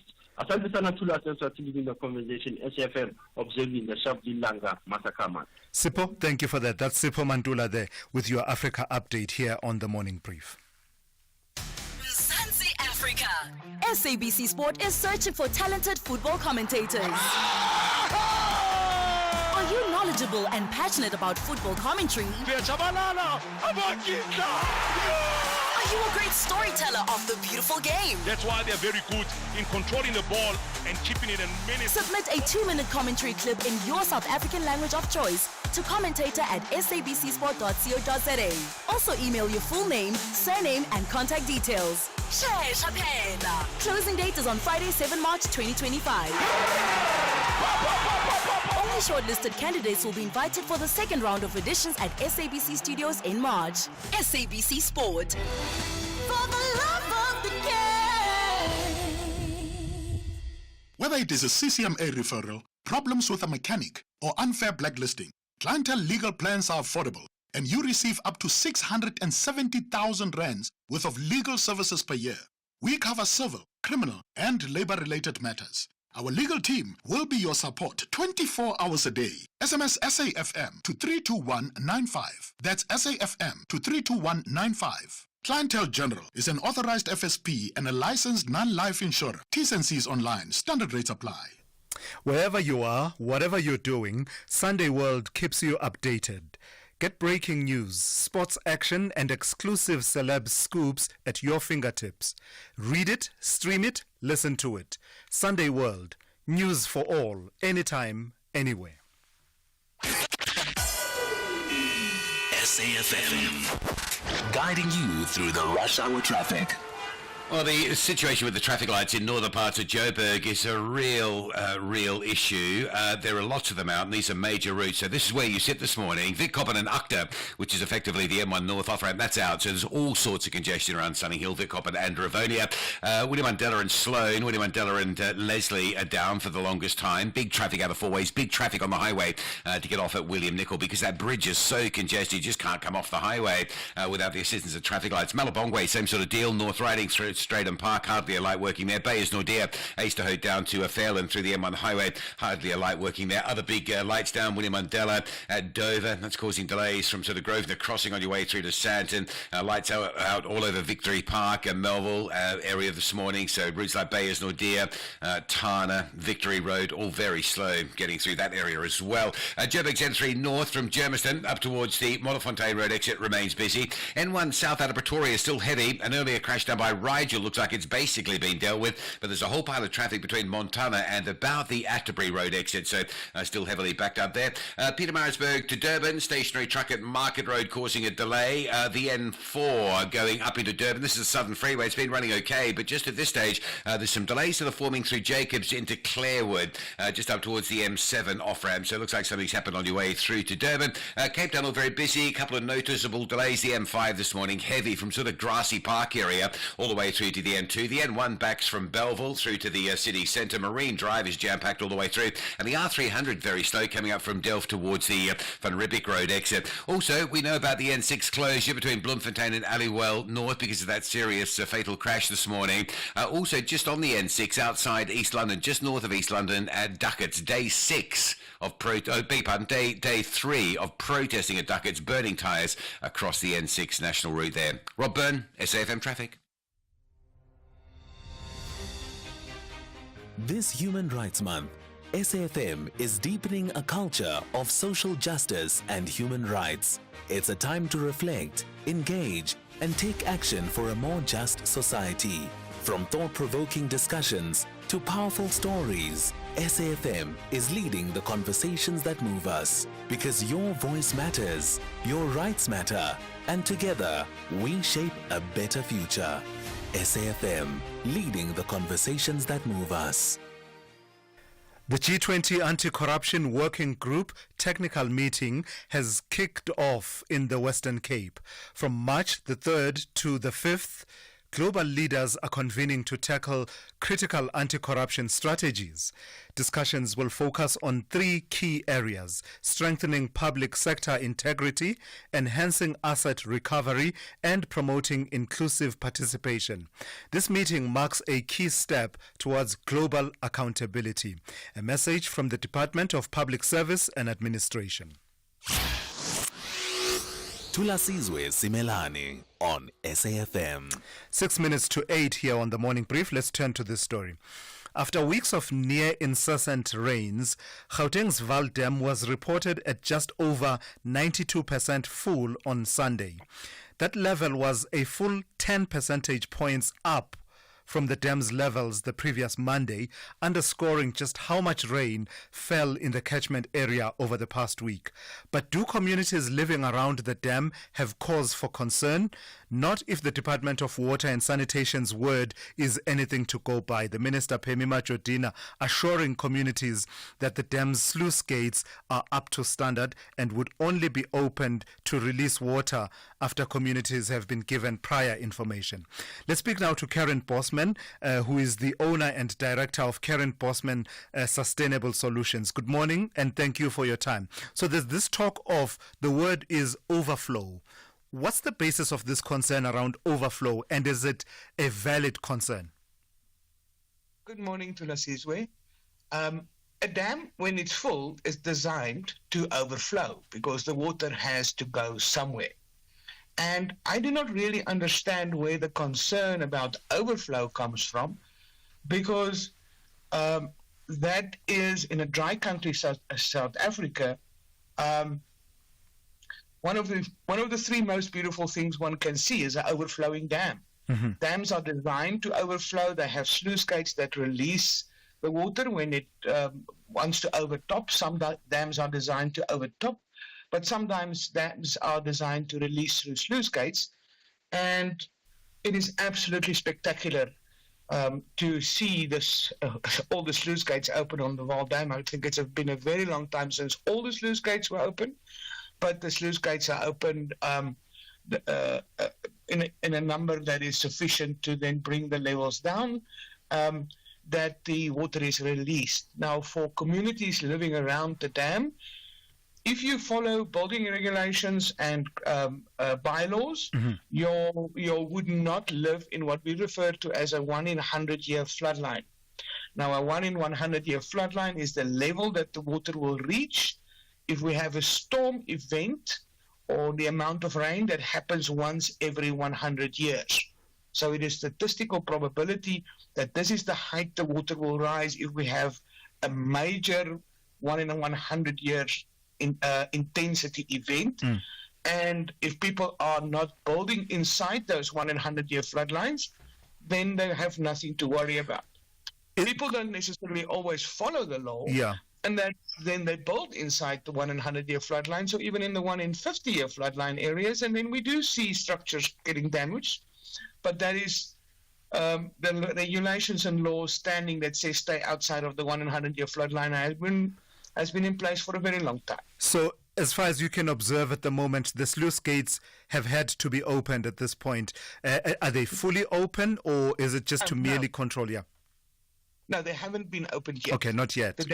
They will only be opened once the dam reaches 100%. Sure. I see. Currently, the dam is at 90%. And so when the dam reaches 100%, say 98, 99, then maybe one sluice gate will open. And then it depends on how fast the inflow comes in as how many sluice gates eventually will open. Yeah. But no, the sluice gates has not been opened yet. And what the minister told us is they have checked them and they are in working order. So it means that they will be able to open when the time comes. How important is that the sluice gates should be in working order? I don't believe that this is a system that you randomly check.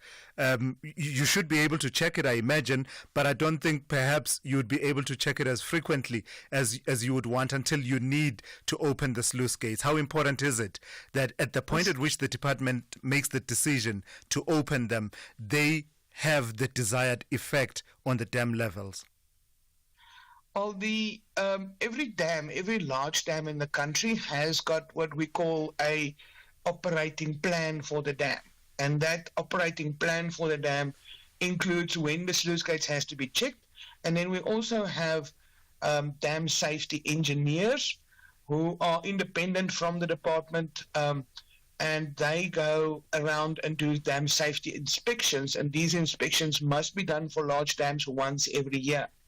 And then the dam safety inspector, the dam safety engineer's report, will then have to be implemented to address potential concerns or problem with the mechanisms or the structure of the dam. So is there a need, should we reach that point where the sluice gates need to be opened? Is there a need, Karen, to give prior warning to communities, given what you outlined around, if people follow the building regulations, etc., there should be no reason to be concerned? Is there a need then to give prior warning before sluice gates are opened? Well, I think the department informs people that the sluice gates are open because it is a spectacular sight to see. And I remember as a child when the notices came out the dam is going to sluice gates open, my dad would load all of us in a car and with a picnic basket, and we would go watch the sluice gates being opened, because apart from watching the Springboks win in a leopard in Kruger National Park, is one of the three most spectacular things one can see is sluice gates opening in a large dam like the Vaal Dam. It's really beautiful. Yeah. All right, thank you for that. That's Karen Bosman, who is the owner and director of Karen Bosman Sustainable Solutions. Brings us to 8 a.m. on Delambana on standby with your latest news.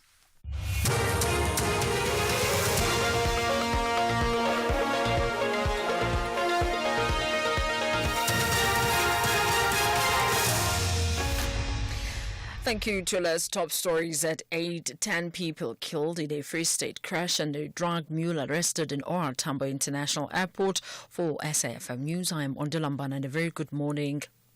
Emergency medical services are trying to extract passengers who are trapped in a bus and a truck that collided in the Free State. 10 people were killed and dozens others injured in the crash, which happened on the N6 between Radarsburg and Smithfield this morning. The road affected is still closed and traffic is being diverted to alternative routes. Provincial Emergency Medical Services spokesperson Sipho. Emergency medical services were activated at about 10 minutes before 4 o'clock this morning for an accident involving a truck and a bus on the N6 about 15 kilometers before Radarsburg if you're coming from Smithfield. On arrival, they found that it was a side head-on collision between a truck and a bus. The bus was carrying passengers. At the present moment, 23 passengers are reported to be slightly injured. 7 are reported to be critically injured. And there are still passengers that are trapped. Emergency services are currently on scene. Police have arrested another drug mule at the OR Tambo International Airport. The 55-year-old Nigerian national arrived at the airport from Brazil. A few weeks ago, police arrested 2 South African nationals at the same airport for drug trafficking. They also seized cocaine with an estimated street value of 7.5 million rand. Police spokesperson Amanda van Veek. Suspect had just landed from Sao Paulo, Brazil, when he was intercepted by our members at the airport. A medical x-ray later confirmed that he had ingested multiple bullets suspected to contain cocaine. The suspect, who is still in the process of releasing the bullets, is expected to appear before the Kempton Park Magistrates Court later this week. EFF member of the Limpopo legislature, Lawrence Mapoulo, says Premier Popi Ramathuba seems to have given up on the revival of the Zebediela citrus estate. In his State of the Province address, Ramathuba had announced that they would request the National Agriculture Department to intervene after efforts to revive the farm failed. The estate was once the biggest citrus producer in Africa. However, it collapsed due to infighting among beneficiaries of a land claim. Mapoulo was speaking during the SOPA debate in the provincial legislature yesterday. The Ella Citrus Farm, which was potential to create more than 200 jobs, remained the shadow of its former glory. Listening to the Prima of Thursday during SOPA, it was clear that she's throwing her hands in the air, giving up on such an important legendary project which has been changing the lives of the people to the better. She has simply acknowledged the government interventions on this project did not work, and therefore a total waste of taxpayers' money. The DA in Mpumalanga says the provincial government lacks accountability in ensuring the safety of learners and teachers. The party has raised its concerns following the death of a 19-year-old grade 12 learner. Kevin Matikhetla from the Thomas Ntlabati Secondary School in Embalenhle Secunda was stabbed with a knife by a fellow learner. He succumbed to injuries at a local clinic last Thursday. The accused is facing a murder charge and the case has been postponed to Monday next week. DA Education spokesperson Anna Riweba. And this is 2 incidents what we know of in 1 week, and that has to be stopped. It is not acceptable, and we really call on the MEC to put a foot down to the schools. We would like all schools to follow the code of conduct. And also there is abuse no more, a bullying policy that we request of all SGBs in schools to start in their schools on how to report incidents of abuse and how to support victims and how to deal with the perpetrators. U.S. President Donald Trump says that he has signed more than 100 executive orders to restore what he terms common sense and wealth to the country. He says his administration has launched the most sweeping immigration in American history, which includes ongoing mass deportations of undocumented immigrants. Trump addressed a joint sitting of the Congress. I return to this chamber tonight to report that America's momentum is back. Our spirit is back, our pride is back, our confidence is back, and the American dream is surging bigger and better than ever before.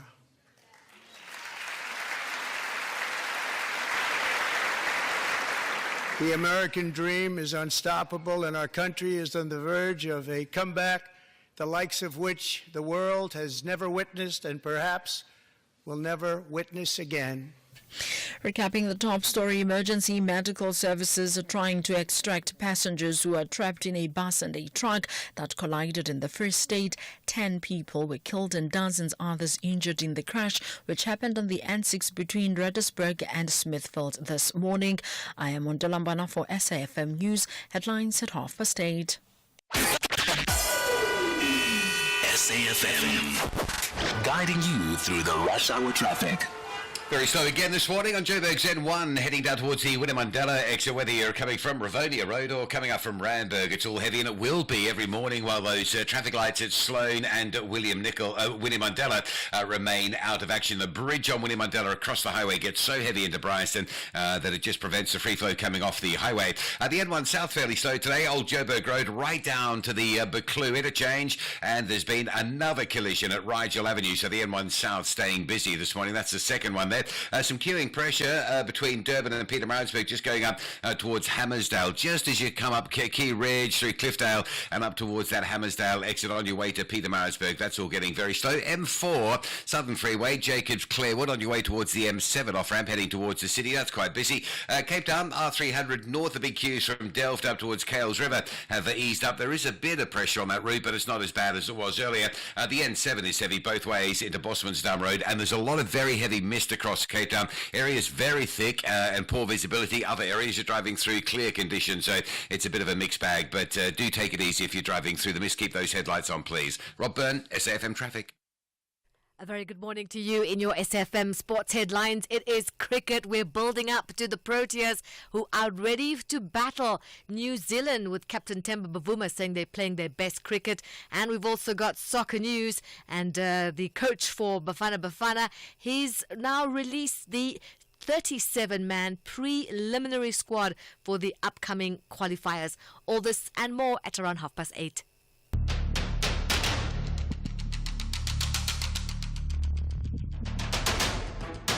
The Morning Brief with Thulasizwe Simelane.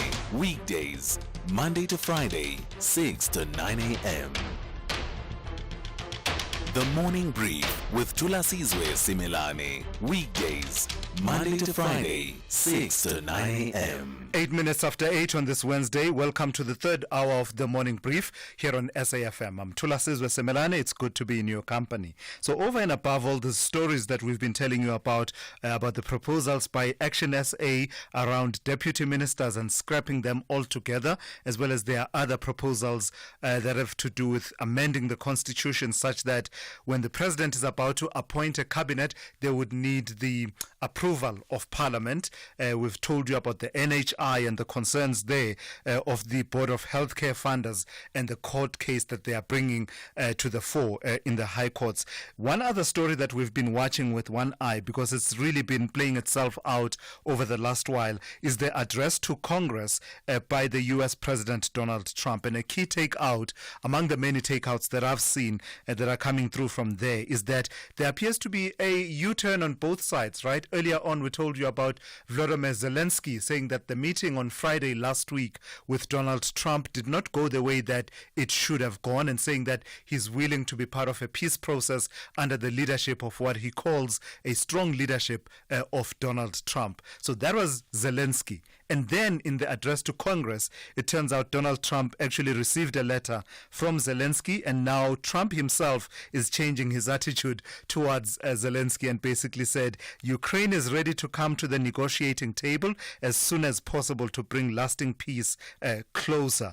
Trump going on to say that nobody wants peace more than the Ukrainians. But importantly, at the same time, Donald Trump saying that he has been in quote-unquote serious discussions with Russia, and he had received strong signals that they are ready for peace. So it's a moving story. It's one of those that you blink, you miss it, and in fact you are 3 or 4, 5 curves down the line. Do weigh in on these and other stories. The number to dial 086 000 2032. Your WhatsApp voice notes 061 410 4107. This is SAFM. We are leading the conversations that move us. The third hour of the Wednesday edition of the Morning Brief starts now. Fizzy drinks and fruit juices can make our children sick. Sugar is dumped into their bodies with every sip, which could lead to obesity, heart disease, and diabetes as they age. We must protect them from drinks high in sugar. Demand a stricter health promotion levy now. Sign the petition on heala.org. That's HEALA.org. The pressure is mounting in the second half of the league. Both SC Freiburg and RB Leipzig refuse to bow. They want to triumph to protect their top half positions. This is the Bundesliga. Football as it's meant to be. Experience the German way of the beautiful game. Sporting Club Freiburg versus RB Leipzig on Saturday, 8 March at 7:30 p.m. Live on SABC Sport on TTT Channel 4. Also available at your fingertips on SABC Plus and SABCSport.com. Proudly brought to you by SABC Sport. For the love of the game. Call Thulasizwe now. 086 000 2032. I do need to mention this before I start taking your calls. Yesterday we took a call from a parent, a man that called in and was talking about bullying and how his child was bullied at school, which included the hearing aid being taken and, smashed or broken one way or another, and the engagements with the parents of the other child not being so fruitful. And there was a situation that was quite of concern to that parent. Unfortunately, we didn't take your details. So if you are that caller from yesterday, we ask that you call us back on the number that you dialed yesterday, because a good friend of the show, a good South African, has reached out and is willing to assist with that particular situation. Doesn't want to come and make themselves known. They want to remain anonymous, but they do want to try and assist in that situation. So if you called us yesterday, please reach out to us about that situation involving the bullying of the child and the breaking of the hearing aid of the child. And if you know that caller, please reach out to them and ask them to get a hold of us. The producers will be waiting and ready to receive that call, right? Let me go straight to your calls now. Let's start with Mighty in Tshwane. Good morning to you, Mighty. You want to talk to me about the NHI and medical aids? Yes, thank you. Thank you, Thulas, for the opportunity. I was listening to the interview with your guest there, and it's quite disappointing that he sounded like he's just protecting the interest of his employer. I understand that he's on employment. But I think one should actually consider that we have a serious health challenge in this country. There's a service that is enjoyed by the rich while the people are suffering because the health system has collapsed.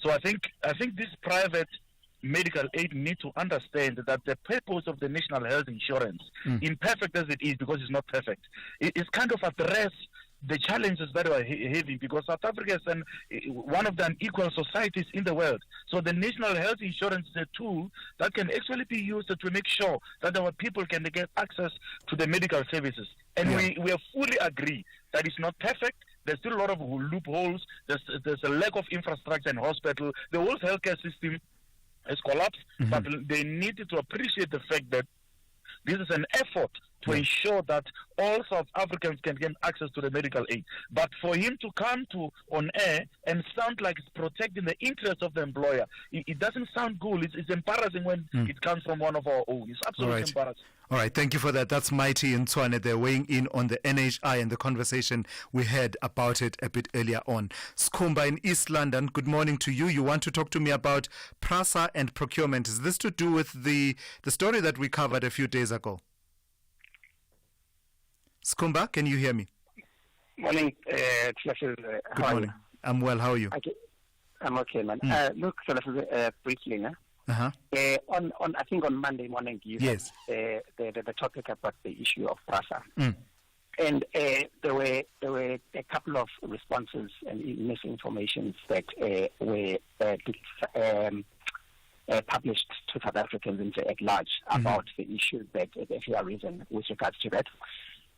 Number one was the issue the question that you were saying, is it lawful to actually have a company that is registered hours before the closing time of a construction tender, that company can be able to bid, because common sense dictates that company would not have tax clearance certificates, etc., etc.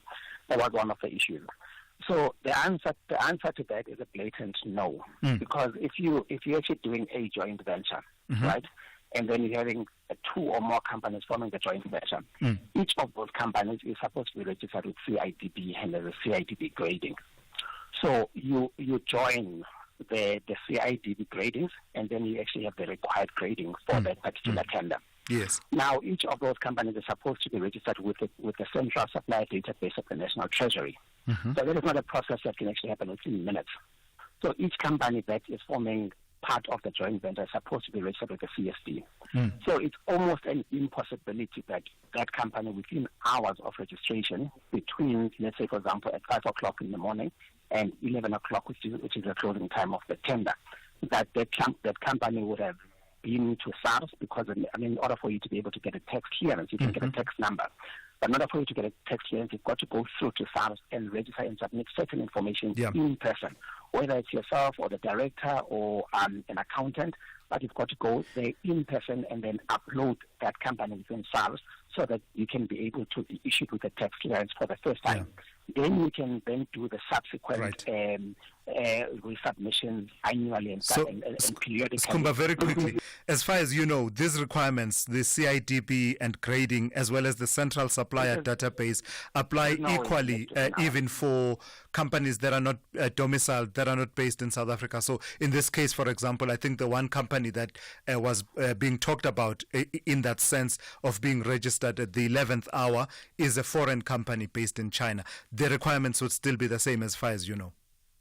The requirement is CIDB. You know, I mean, that's like that requirement. Every company that is doing work in the public sector has got to have a CIDB grading. Yeah.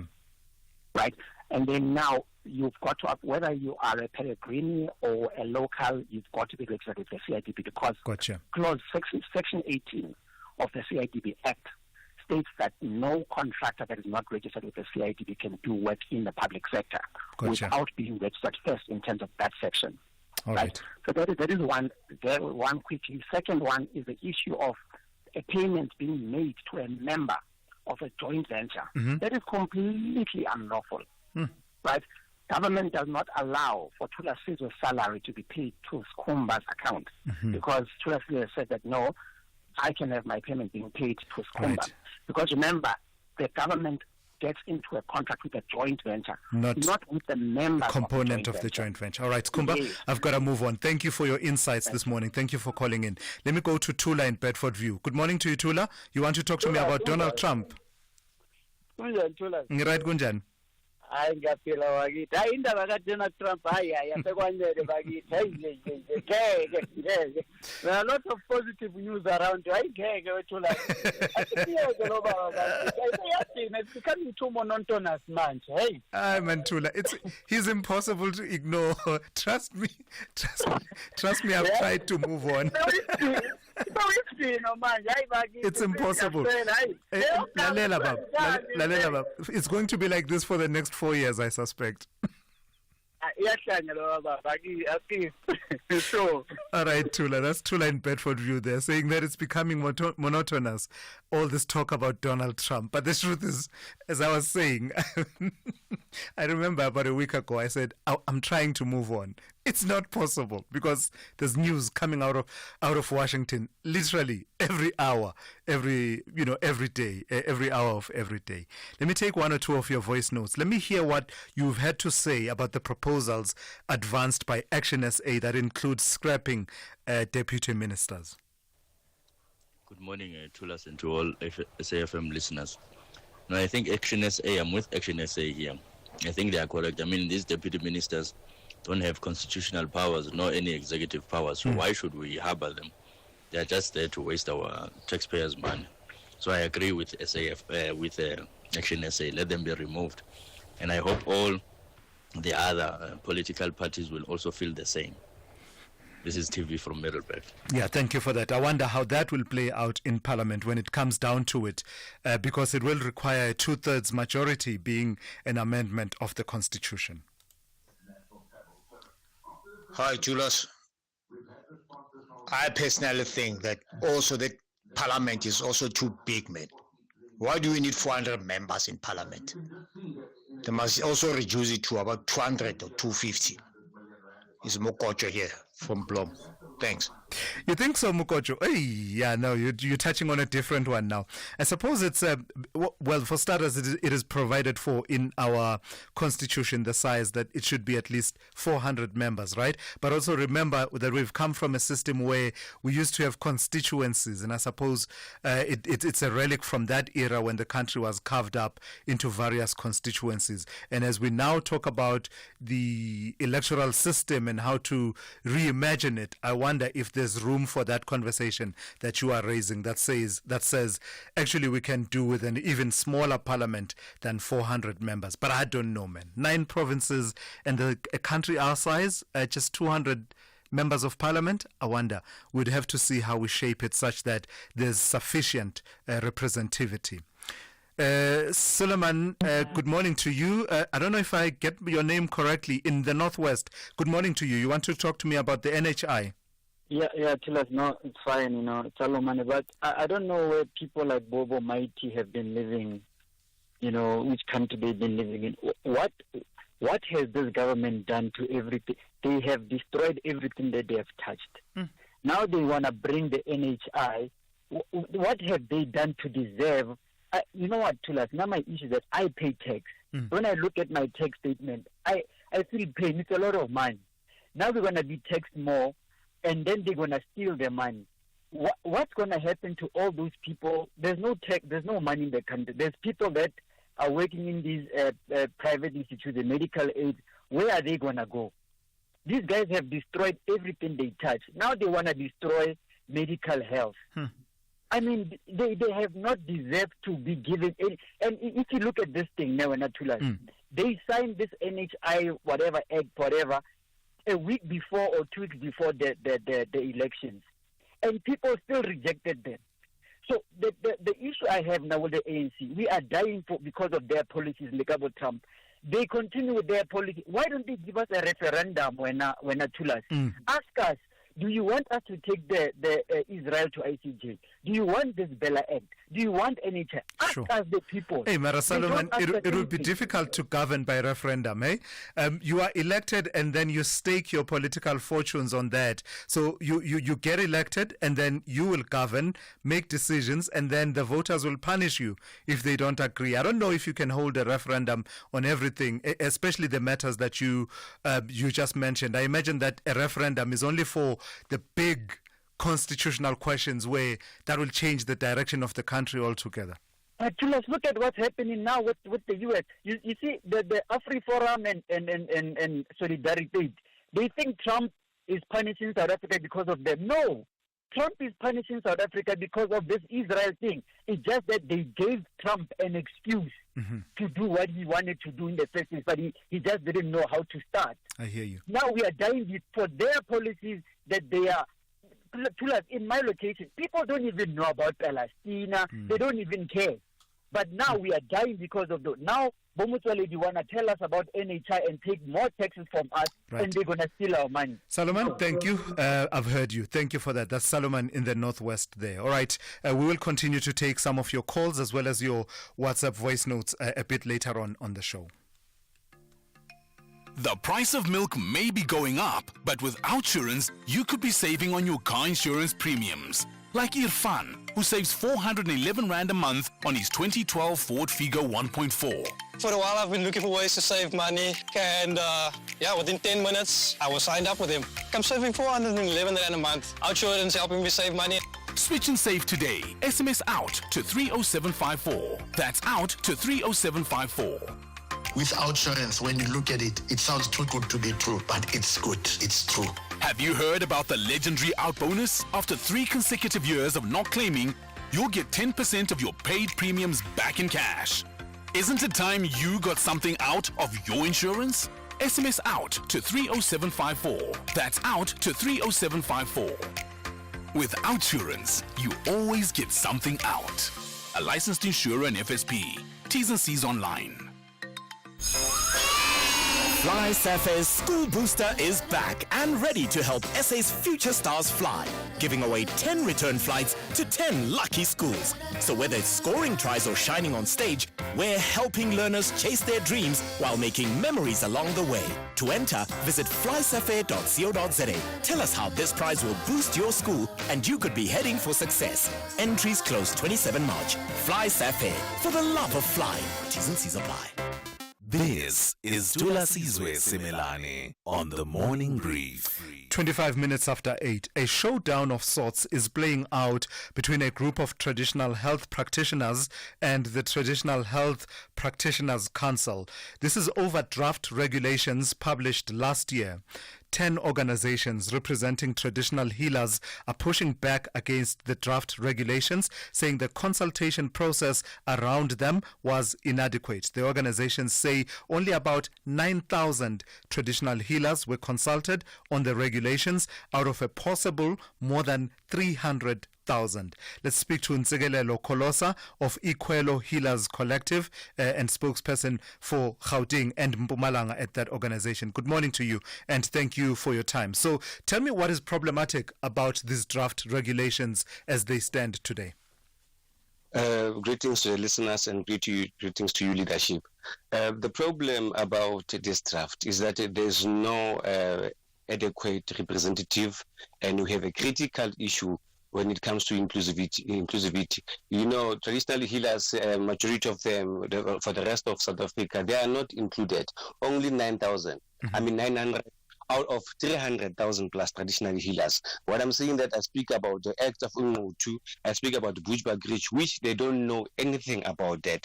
That means the Health Council, the Traditional Health Council, what they've done, they've sat down and they've selected few people that they will take out to hotel and eat nice, but not considering people who don't have access to internet, but people who are the holders, who are the holders of this additional system. What are the matters of substance within the regulations, the draft regulations, that you believe your members should be heard on before they become fully fledged regulations? What do the regulations provide for?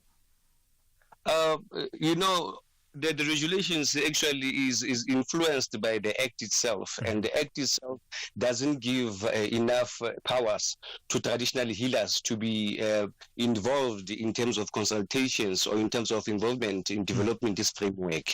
So when it's like that, already it's kicking us outside. So as traditional healers, it's not a home for us. It's not something for us because it is not created by us. They come with a draft that is fully finished and it has directions, and they come to us, they tell us, no, the traditional healers must register this much, and not considering that there are people who are staying. I will even emphasize and say that there are people who are staying in rural areas who cannot even afford, you know, to see 2 clients a day or 2 clients a month. Where are they going to afford to pay a 5,000 a year to renew their registration with the council? Is that the cost for the registration? Is it 5,000 rand? There's 5,000 rand for Abokobela, and there's also other amounts for someone that is only diagnosing patients and treating, and there's also different prices also for Amakehla. So basically, out of all these things, we are not brought down and said, let's sit down, let's talk about this thing. The problem is that we are saying as traditional, we don't have problems by being regulated in South Africa. We do need regulations, but these regulations are abusing us and are abusing traditional medicine users, because we understand that by implementing these regulations, also our patients will be safe. But the process of it is arrogant, you know, because when we attend or when we go to these roadshows and start to mobilize inside of them, arise the issue that we are not in Gauteng. You cannot invite 100 healers in Gauteng only. Like there is more than 100 healers in Gauteng. What about their voices? What about their needs? That is not given. There's no table for that. But they will tell us that no, we will go back. Why you go back? Why didn't you consult us? When the interim council was starting to be established, they promised us we will be involved in any regulation development framework. Just out of interest, Ntsikelelo, what's the level of compliance among traditional healers with these requirements for registration, the keeping of detailed, logbooks and the likes that have come about over the years? Are traditional healers complying? Honestly speaking, we don't have. We are driven by the Act, my leader, and I will not say that we are complaining in terms of the law itself, because there's no regulations in the traditional space. But therefore, we are not comfortable with the approach that they are coming to us. Remember that the problem that we are not complying is that the council or the government itself, allow me to say, even the minister of health, they are bringing people who don't have edification when it comes to this system or this calling, so that they can put laws to us. So what we were saying that let us, as traditional healers, we have advocates, we have doctors. We can make law for ourselves. We know what to Gotcha. We know what doesn't work. Yes. Thank you for your time this morning. That's Ntsikelelo Kolosa from Ikwelo Healers Collective and his spokesperson for Gauteng and Mpumalanga. Fascinating conversation that we have touched on this morning around the issues around regulation of traditional healers. It's 8:31. Let's check in with Ondela Mbana with the latest news headlines. Thank you, Tulas. In the news headlines, Executive Mayor of Ngakamudiri Mulemo District Municipality in the Northwest, Kumalo Mulefe, has admitted that the municipality has failed the residents of the area. This follows a protest over water challenges. Emergency medical services are trying to extract passengers who are trapped in a bus and a truck that collided in the Free State. 10 people were killed and dozens others injured in the crash, which happened on the N6 between Redisburg and Smithfield this morning. Police have arrested another drug mule at the Ora Tambo International Airport. The 55-year-old Nigerian national arrived at the airport from Brazil. A full update follows at the top of the hour.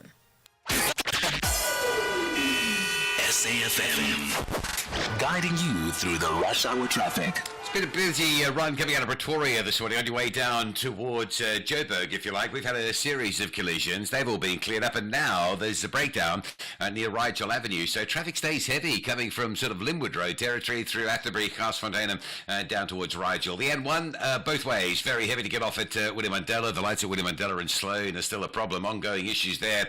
The bridge on William Mandela is so backed up that you really just struggle to get off the highway in any sort of manner that resembles a free flow.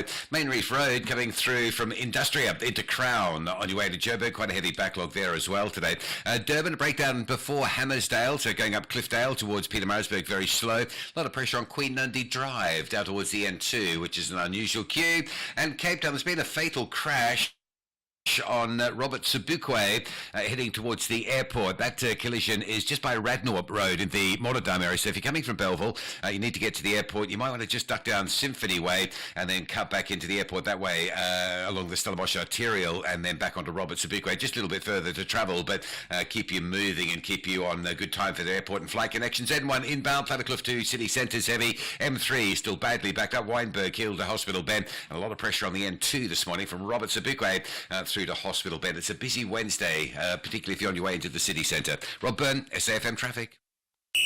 This is SAFM Sport with Zai Khan. Good morning to you, Zai. Once again, 11 a.m. is the time that we are looking forward to in the city of Lahore, which we're told will be sunny and clear. The first ball will be bowled at 11 a.m. this morning. That's right, Tulas. It's 11 a.m., 22 degrees. Now, we just have to hope that our batting order will stay as steady as that temperature, because knowing the Proteas, we are never going to have the easy route. So buckle up. Proteas cricket, it never comes with a stress-free guarantee. Yes, 11 a.m., we're going to be glued to our TV sets because this is when our Proteas, our beloved Proteas, take on New Zealand's semi-final ICC Champions Trophy, and our captain insisting that they won't be underestimating the Black Caps, especially with their danger man, Kane Williamson, in the mix. The Proteas' bowling attack will be key to stopping New Zealand's top order, and with Captain Bavuma and Tony De Zorzi back from illness, the Proteas are at full strength. Other cricket news, India holding their nerve to reach the Champions Trophy final with a 4-wicket victory over Australia in Dubai. And soccer, the road to the 2026 FIFA World Cup continues as Bafana gearing up for 2 crucial qualifiers. Coach Hugo Bruges has named a 37-man prelim squad with Orlando Pirates striker Shekofatu Mabasa and Qatar-based Percy Tau leading the attack. Bafana is currently second in Group C, level on points with Rwanda and Benin. Up next, they will take on Lesotho at Peter Mokaba Stadium on the 21st of March before heading to Cote d'Ivoire to face Benin, and Benin's home stadium ruled unfit for international matches. Closer to home, Golden Arrows will be looking to derail Mamelodi Sundowns in their Betway Premiership title charge. The two teams meet at the Mpumalanga Stadium tonight at 7:30. Bafana Bastende stretching their winless run to 5 matches when they succumbed to a 2-0 defeat to TS Galaxy on the 1st of March. Arrows are 11th on the Betway Premiership standings. Masandawana are sitting pretty at the top of the standings, 18 points clear of second place Orlando Pirates. But Pirates have 4 games in hand as the title race continues. And motorsport, Ferrari Charles Leclerc says Formula One champions McLaren still are the team to beat when the season starts in Australia next week. McLaren edge Ferrari, who now have 7 times world champion Lewis Hamilton on board, to the title by 14 points last season as they were crowned champions for the first time in 26 years. Now, Formula One data indicated the Woking-based team McLaren were quicker than Ferrari on low fuel, with a slightly smaller advantage on race pace in testing in Bahrain last week. Let's hear from Ferrari's Charles Leclerc. I feel like McLaren remains the team to beat. However, it's very difficult to have to be sure of the picture given in tests, because we have no idea on what fuel level they're running and everything. But our testing went pretty well. We went through our program, which is the most important. We didn't have any bad surprises, which is good as well. But the performance remains to be seen next week once we get into Australia for qualifying.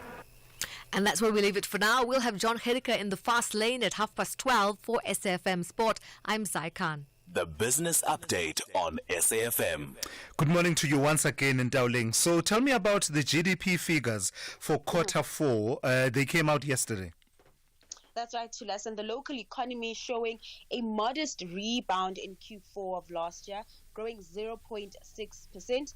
This follows a revised 0.1% contraction in the third quarter and brings the full year growth for 2024 at 0.6%, slightly lower than the 0.7% expansion in 2023.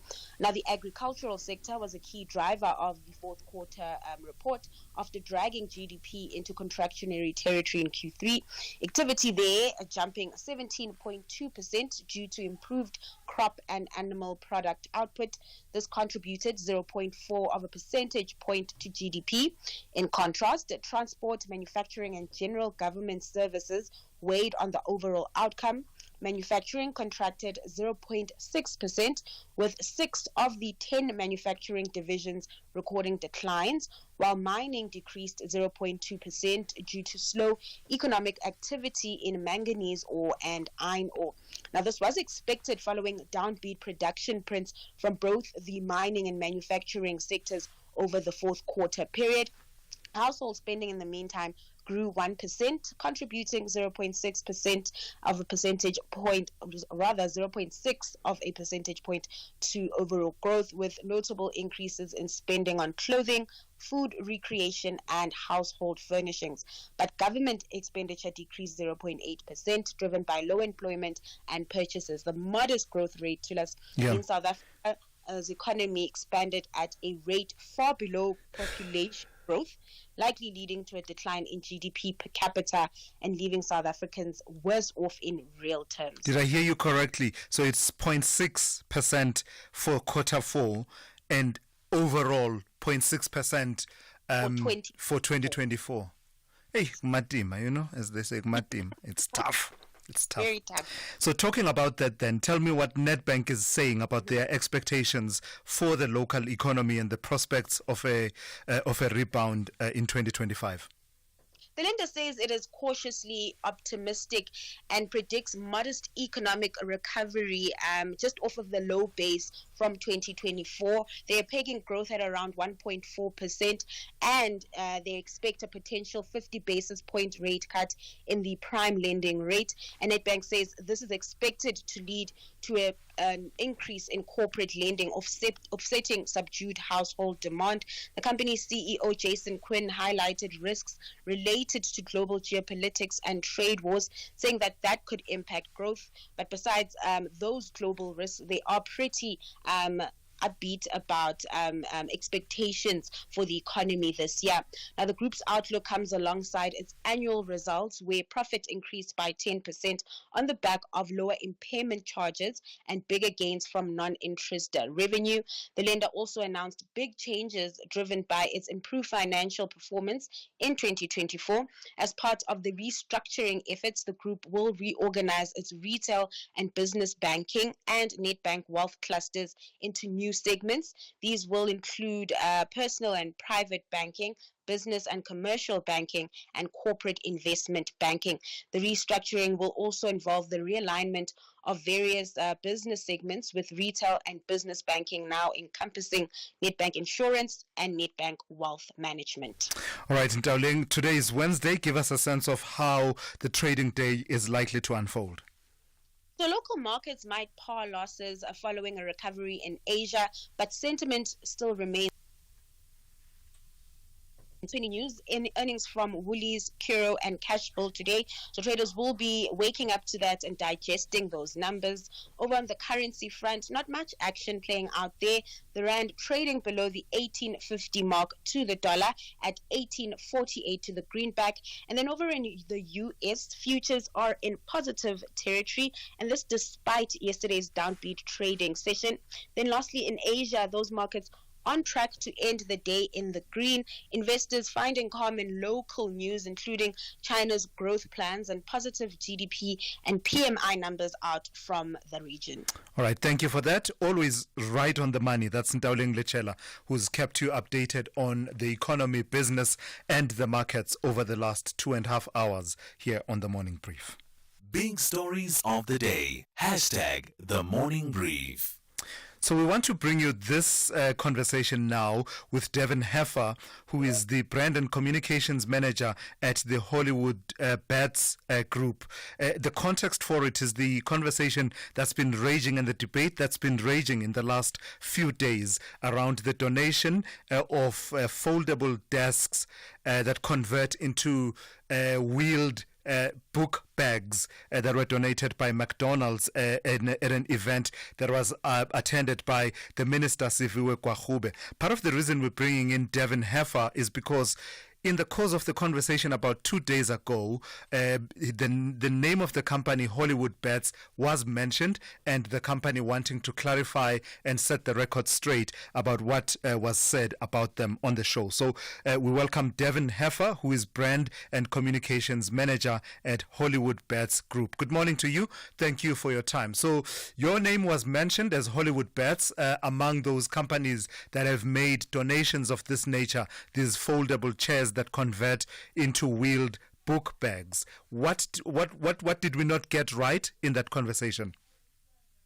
Good morning. Thank you very much for having me on your show. Can you hear me clearly? Yes, we can, loud and clear. Lovely. Okay, so yeah, from the Hollywood Group's point of view, I think it's very important that we do get the record straight in terms of not just our involvement, but more importantly, what has been going on in terms of the news. So there was, with regards to My Desk Global, our involvement started in November 2023, where we hold what was called the Bambalela Business Awards, which is a competition that rewards innovative SMMEs that are looking to contribute to the community and develop jobs and create a sustainable society. And My Desk Global was one of those participants and actually won that competition. That competition is sponsored by the Hollywood Foundation, which falls under the Hollywood Group, but is a non-profit organization.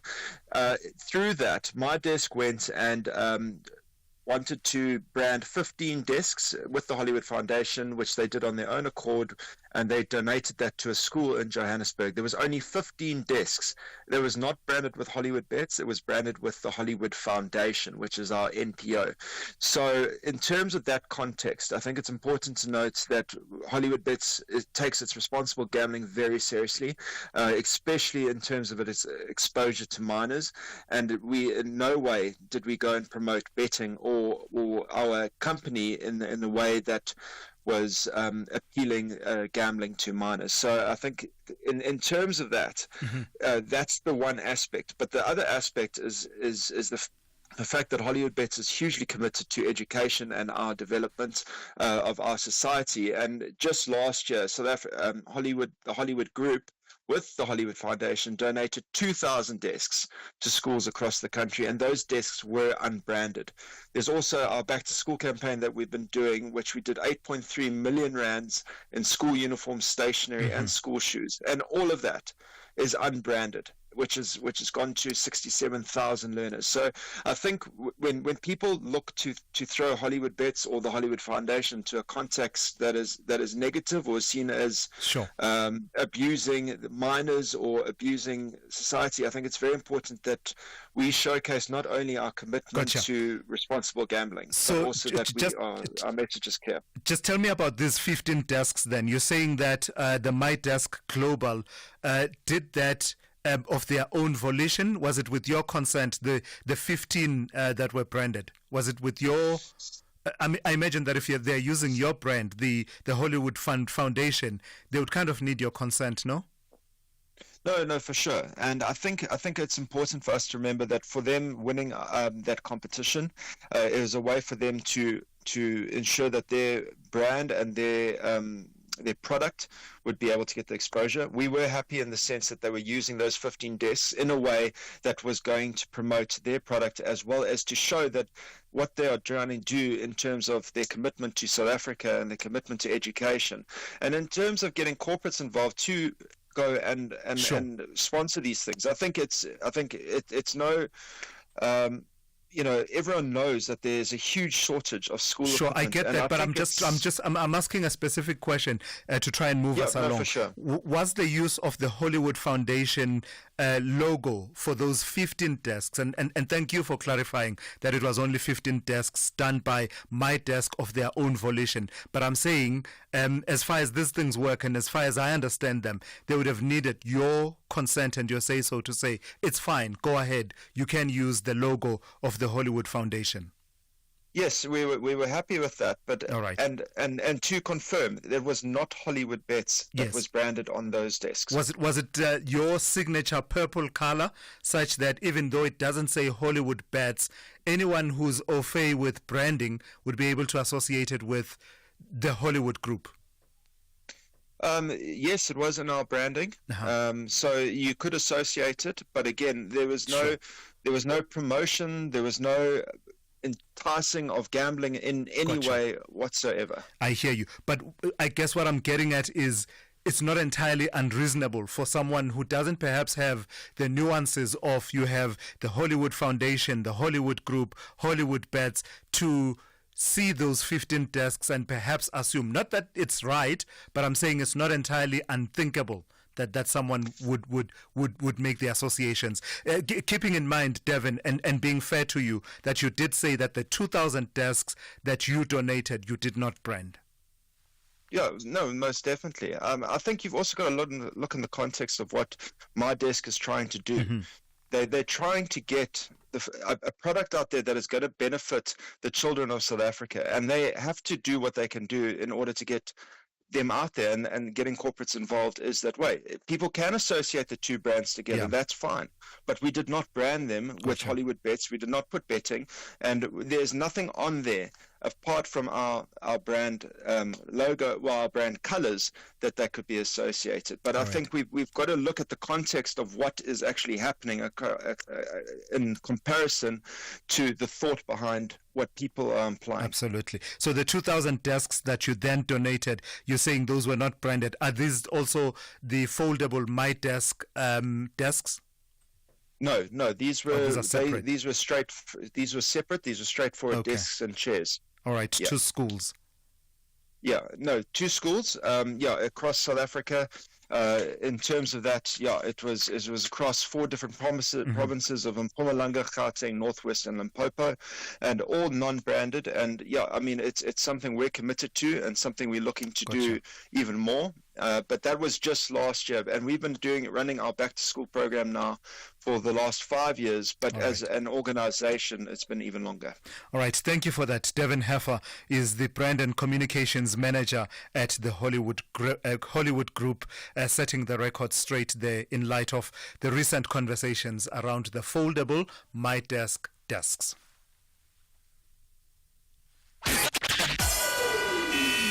SAFM, guiding you through the rush hour traffic.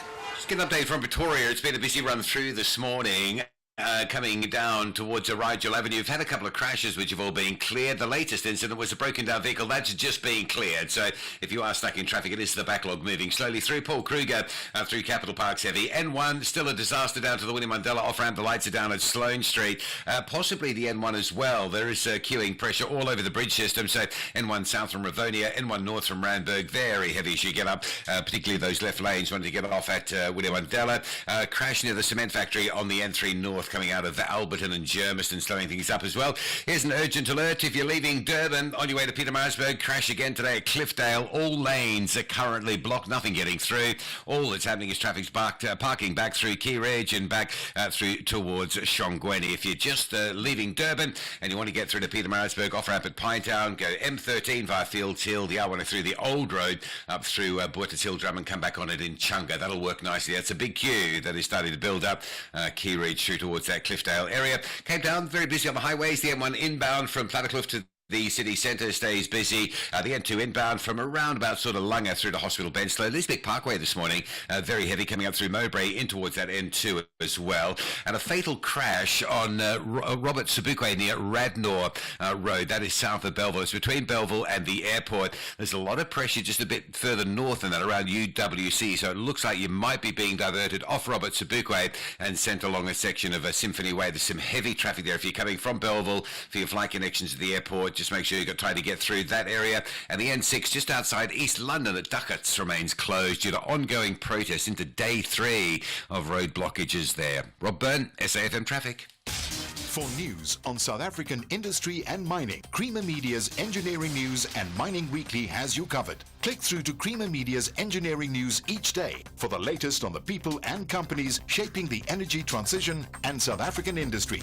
Keep your finger on the critical minerals pulse by visiting Creamer Media's Mining Weekly. For deeper insight, subscribe to the Engineering News and Mining Weekly magazine, out on Fridays. Creamer Media, current, credible, comprehensive. Call Thulasizwe now, 086 000 2032. Yeah, short and sharp. I want to fit in as many as possible. So let's start with these 2 WhatsApp voice notes that have to do with the proposal to scrap the positions of deputy ministers. Good morning, Sean from Centurion. Look, you can't not have a deputy minister. In every organizational structure, you've got the guy in charge and then you've got the 2IC. I mean, if something happens to the minister, who's going to run the department? But having 2 or 3 deputy ministers is excessive. So it's a good idea, but you can't scrap it deputy ministers completely. Anyway, thanks for a great show. Thank you for that. The only difficulty, though, the only knot. Kink in that knot is deputy ministers don't necessarily act in the absence of the minister. They have to get a minister from another department to be acting minister when the minister is absent. So I get the point you are saying about having a 2IC, but in this case you have a 2IC who doesn't necessarily act in the position when the person in charge is not there. Good morning to us and SAFM listeners. On the reduction of the deputy ministers by the proposal of Action SA, they can be correct, they cannot be correct. The question is, in the absence of the deputy ministers, will service delivery still be effectively done? We can see currently now they are there, but service delivery is not happening as smoothly as we want. The question is, in their absence, will the ministers be effective? Yeah. Thank you. All right, thank you for that. And of course, that question asks whether they enhance effectiveness in the first place in terms of coordinating service delivery across the departments. Sianda in Karieja, good morning to you. You want to talk to me about Sanral? Short and sharp for me, please. Morning to us. Yes, I'll aim to be short as possible. Please get Sanral on the line. Last week I was going to Cape Town, driving to Cape Town in a very long time.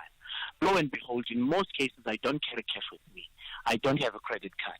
Luckily for me, I had cash at that day. They are requiring cash. In the absence of cash, they don't accept debit cards. but they want credit cards, which I think is a policy that is absurd. It excludes a lot of people. Yeah. I don't understand why would they have a debit card and not accept the credit card and not accept the debit card. Yeah. It doesn't make any sense to me. Yeah. No, you're absolutely right. I did see that. I think Nedbank, I bank with Nedbank, and they did alert that is the situation. Thank you for raising that. We'll see if we can take it forward, because I can only imagine the inconvenience that it causes for people when you reach those toll gates. Velisani in the Eastern Cape, good morning. You want to talk about the National Health Insurance? Short and sharp, please. Good morning, Tola. First time caller to take over. Listen, Tola, there's something that I've noticed. Whenever the ANC government says something is going to benefit the poor, they are most certainly likely pulling wool over our eyes. And with this NHI issue, that's always been the key line to say, no, it's going to benefit the poor, but in reality, these health service providers, the private hospitals and the doctors, they're quiet because they're going to be cashing in. So, and the person that's going to pay painfully is people that were willing to part with their hard-earned money to get a service that government is failing to provide. And this NHI thing is still going to be funded off the backs of these people, which means we're going to see slight tax increases and all of those things, certain gimmicks to try and get money out of the people that are already excruciatingly paying for a service that government is failing to provide. So I don't understand this concept of if the government fails, then we collapse everything else that people are willing to pay because of the failure of the government. So what's going to happen next? We're gonna scrap security companies because other people are willing to pay money for them to be protected. And what are we going to do? We're going to go into private schools and say let's stop private education because. So when is it going to end? But now the problem is that the moment you're skeptical, it's like you are anti-poor because that tagline has been put on the table to say it's going to benefit the poor. And lastly, how many things has this government done that has said to be benefiting the poor in inverted commas, and it has actually enriched politicians? Gotcha. The State Capture Commission is littered with examples of such. Thank you so much. Velisani, thank you for that. Let me take a call from Matsubani in Polokwane. Good morning to you, Matsubani. You want to respond to the caller that I took a bit earlier on Skumba. Short and sharp for me, please. My brother Thulas and our listeners, we appreciate our daily callers, regular callers. But please, if they don't have information on anything, they must not just call just for the sake of calling. My brother is saying it is impossible to register a CIPC company, get it SARS compliant, get the CIPP grading, and get it CSD compliant. And it's like, the fact of the matter is, our systems from each department, this is CIPC, this is SARS, this is CIDB, this is CSD. They are seamless. I can sit here on my desk now, register a company for you, Thulas. Just send me your ID. I'll register it, get it tax compliant, get it SARS compliant, get it CIDB grading 1, and you can start tendering there and there. CIDB grading 1. Yes, it's the first grading in the entry level of CIDB. Because if you want to, now you need to provide a proof that you are competent on grade 2 or 3 or 4. Sure. And you should have finished a project at the value of that. To say if you want grade 5 million. If you want grade 2, 1 million. So there and there. Those are not the exact figures. But I'm saying it is possible. And we have fought with our CIPC people to make their system digital. They've mastered it. But let's say this now, Matsubani, as I run out of time. Would that be the ideal way of doing it? Trying to achieve all of those? You're saying it's possible.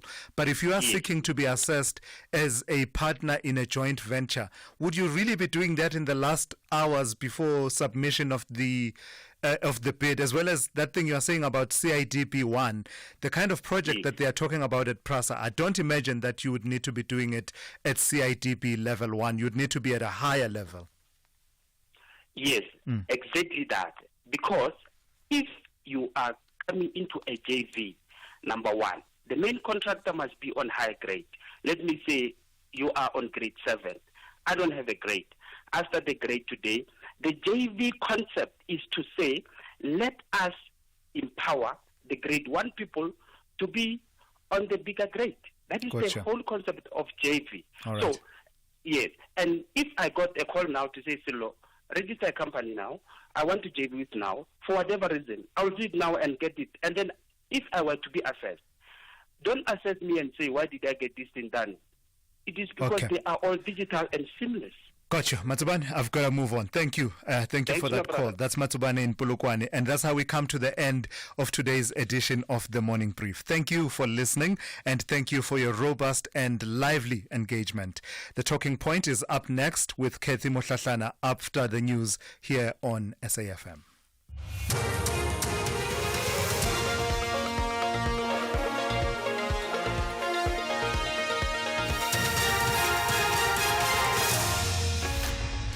Thank you, Tulas and the team. In the top stories, Ngagamudira Municipality admits to failing the residents and a drug mule arrested in OR Tambo International Airport. For SAFM News, I am Ondelambana, and a very good morning. Executive Mayor of Ngagamudiri Molemo District Municipality in the northwest, Kumalo Mulefe, has admitted that the municipality has failed the residents of the area. This follows a protest over water challenges. Tensions are running high in areas around Zeerust. This as residents vow to continue blocking the N4 highway linking South Africa to Botswana until Premier addresses them. Mulefe explains the reasons for water shortages in the area. Management dropped the ball because when we try to find out what exactly is the problem, why is there no water totally, we then established that out of the 14 additional boreholes, only about 6 of them were operational. And the municipal manager and the team were talking stuff like purchase orders. It's purely administrative matters that we as councillors have got no role and interest in. The city of Tshwane says Bronkhorstspruit water treatment plant is currently out of operation due to poor water quality. The city has attributed this to the recent heavy rains, which have resulted in water that is difficult to treat. Tshwane spokesperson Lindela Mashego says their technical team is closely monitoring the situation and working to resolve the issue as quickly as possible. Mashego added that the plant will resume operations once the water quality improves to a level that allows for safe and effective treatment. The following areas in Region 7 are affected: Bronkhorstspruit Town, Ikandastria, Ekandala, Retabiseng, Riamarpak, Tembisile, Hani local municipality, as well as Zitobeni.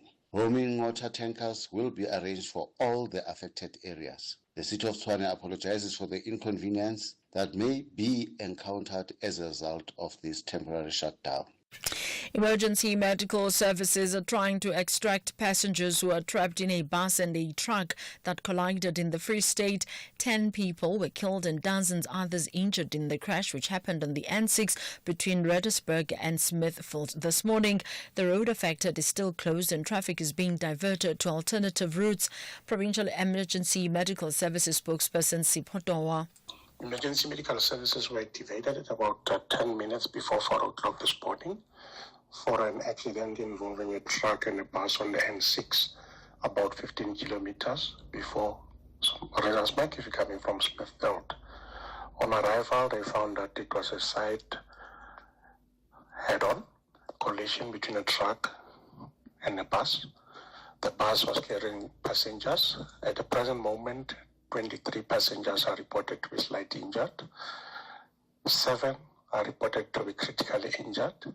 And there are still passengers that are trapped. Emergency services are currently on scene. Police have arrested another drug mule at the OR Tambo International Airport. The 55-year-old Nigerian national arrived at the airport from Brazil. A few weeks ago, police arrested 2 South African nationals at the same airport for drug trafficking. They also seized cocaine with an estimated street value of 7.5 million rand.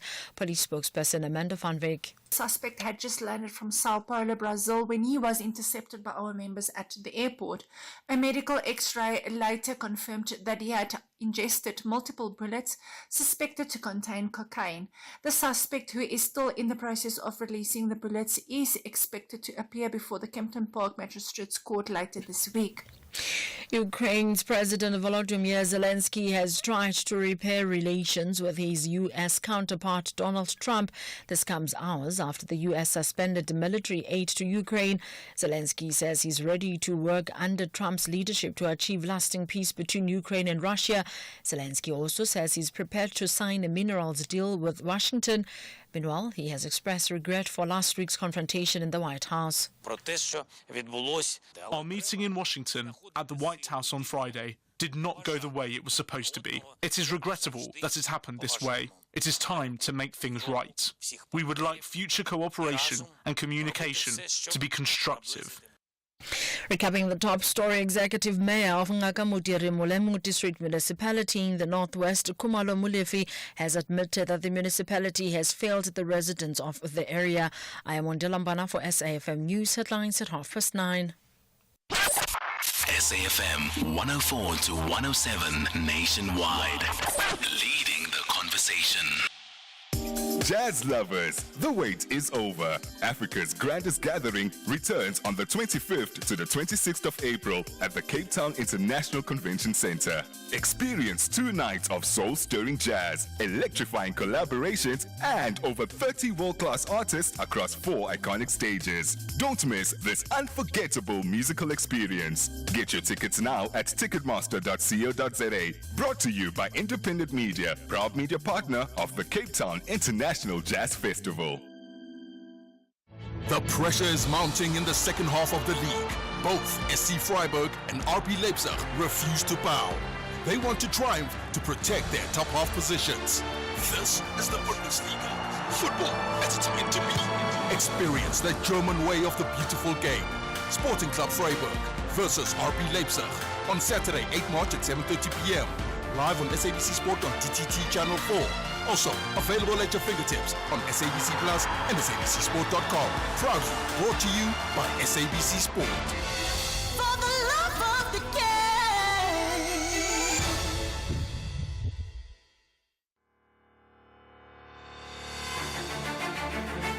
This Human Rights Month, SAFM is deepening a culture of social justice and human rights. It's a time to reflect, engage, and take action for a more just society. From thought-provoking discussions to powerful stories, SAFM is leading the conversations that move us. Because your voice matters, your rights matter, and together we shape a better future. SAFM, leading the conversations that move us. Nothing gets you going in the morning like your favorite cup of coffee, but lately that cup of joe is hitting your wallet hard. The cost of living keeps going up, but it's reassuring that Outsurance is still committed to ensuring that their clients always get something out. Outsurance has paid out more than 5 billion rands in out bonuses. There's never been a better time to switch and save. SMS out to 30754. That's out to 30754. With Outsurance, you always get something out. A licensed insurer and FSP, T's and C's online. The Talking Point on SAFM. Weekdays, 9 a.m. till midday.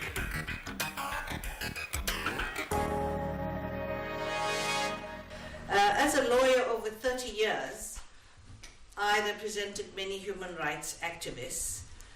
But I want to tell you about 2 cases.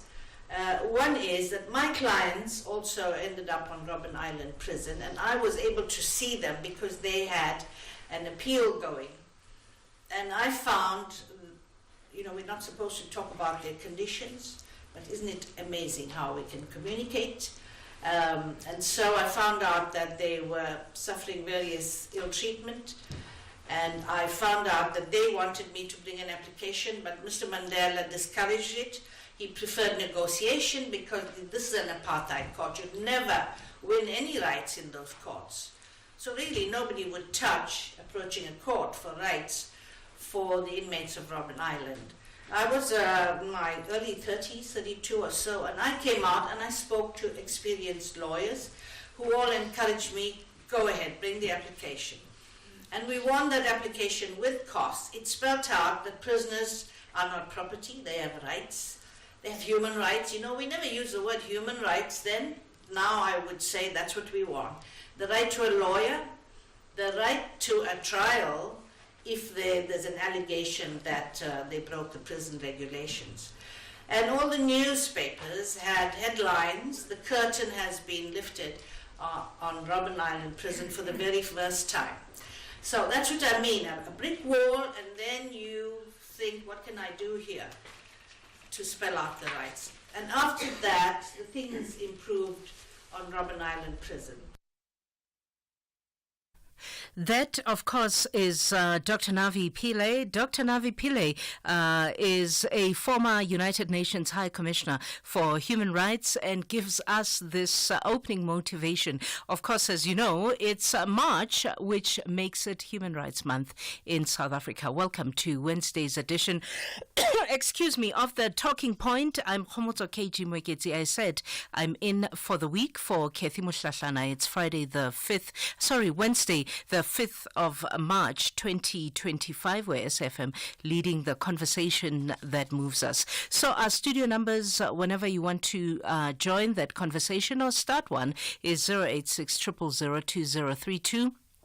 086 000 2032, the SMS line 41391, 41391 at 150, the WhatsApp line. The WhatsApp line is 061-410-4107. On X, we are at SFM Radio, and please hashtag SFM Talking Point when you want to talk to us. Coming up on the program today, we open the lines for you to hear what's on your mind this Wednesday morning on that 086 000 2032 number.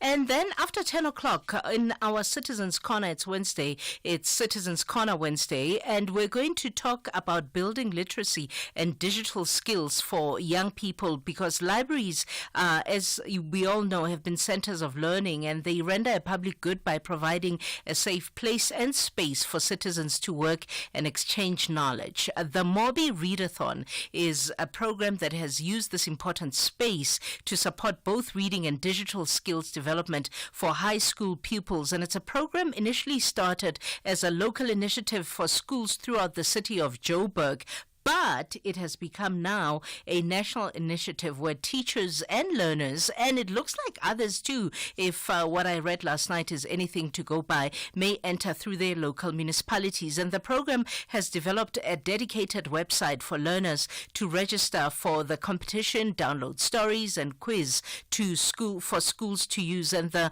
Mobi Readathon competition attracted entries from 5 provinces in South Africa and reached at least 1,900 learners, and is hoping to encourage more schools to enter their pupils for the 2025 edition. And in the 10 o'clock hour, we will speak to the stakeholders of the program about the role of public libraries in our municipalities and the growing up and the role they have in growing a culture of reading from an early age. And the theme of this year's Mobi Readathon is online safety and how schools can enter. So we'll talk to 3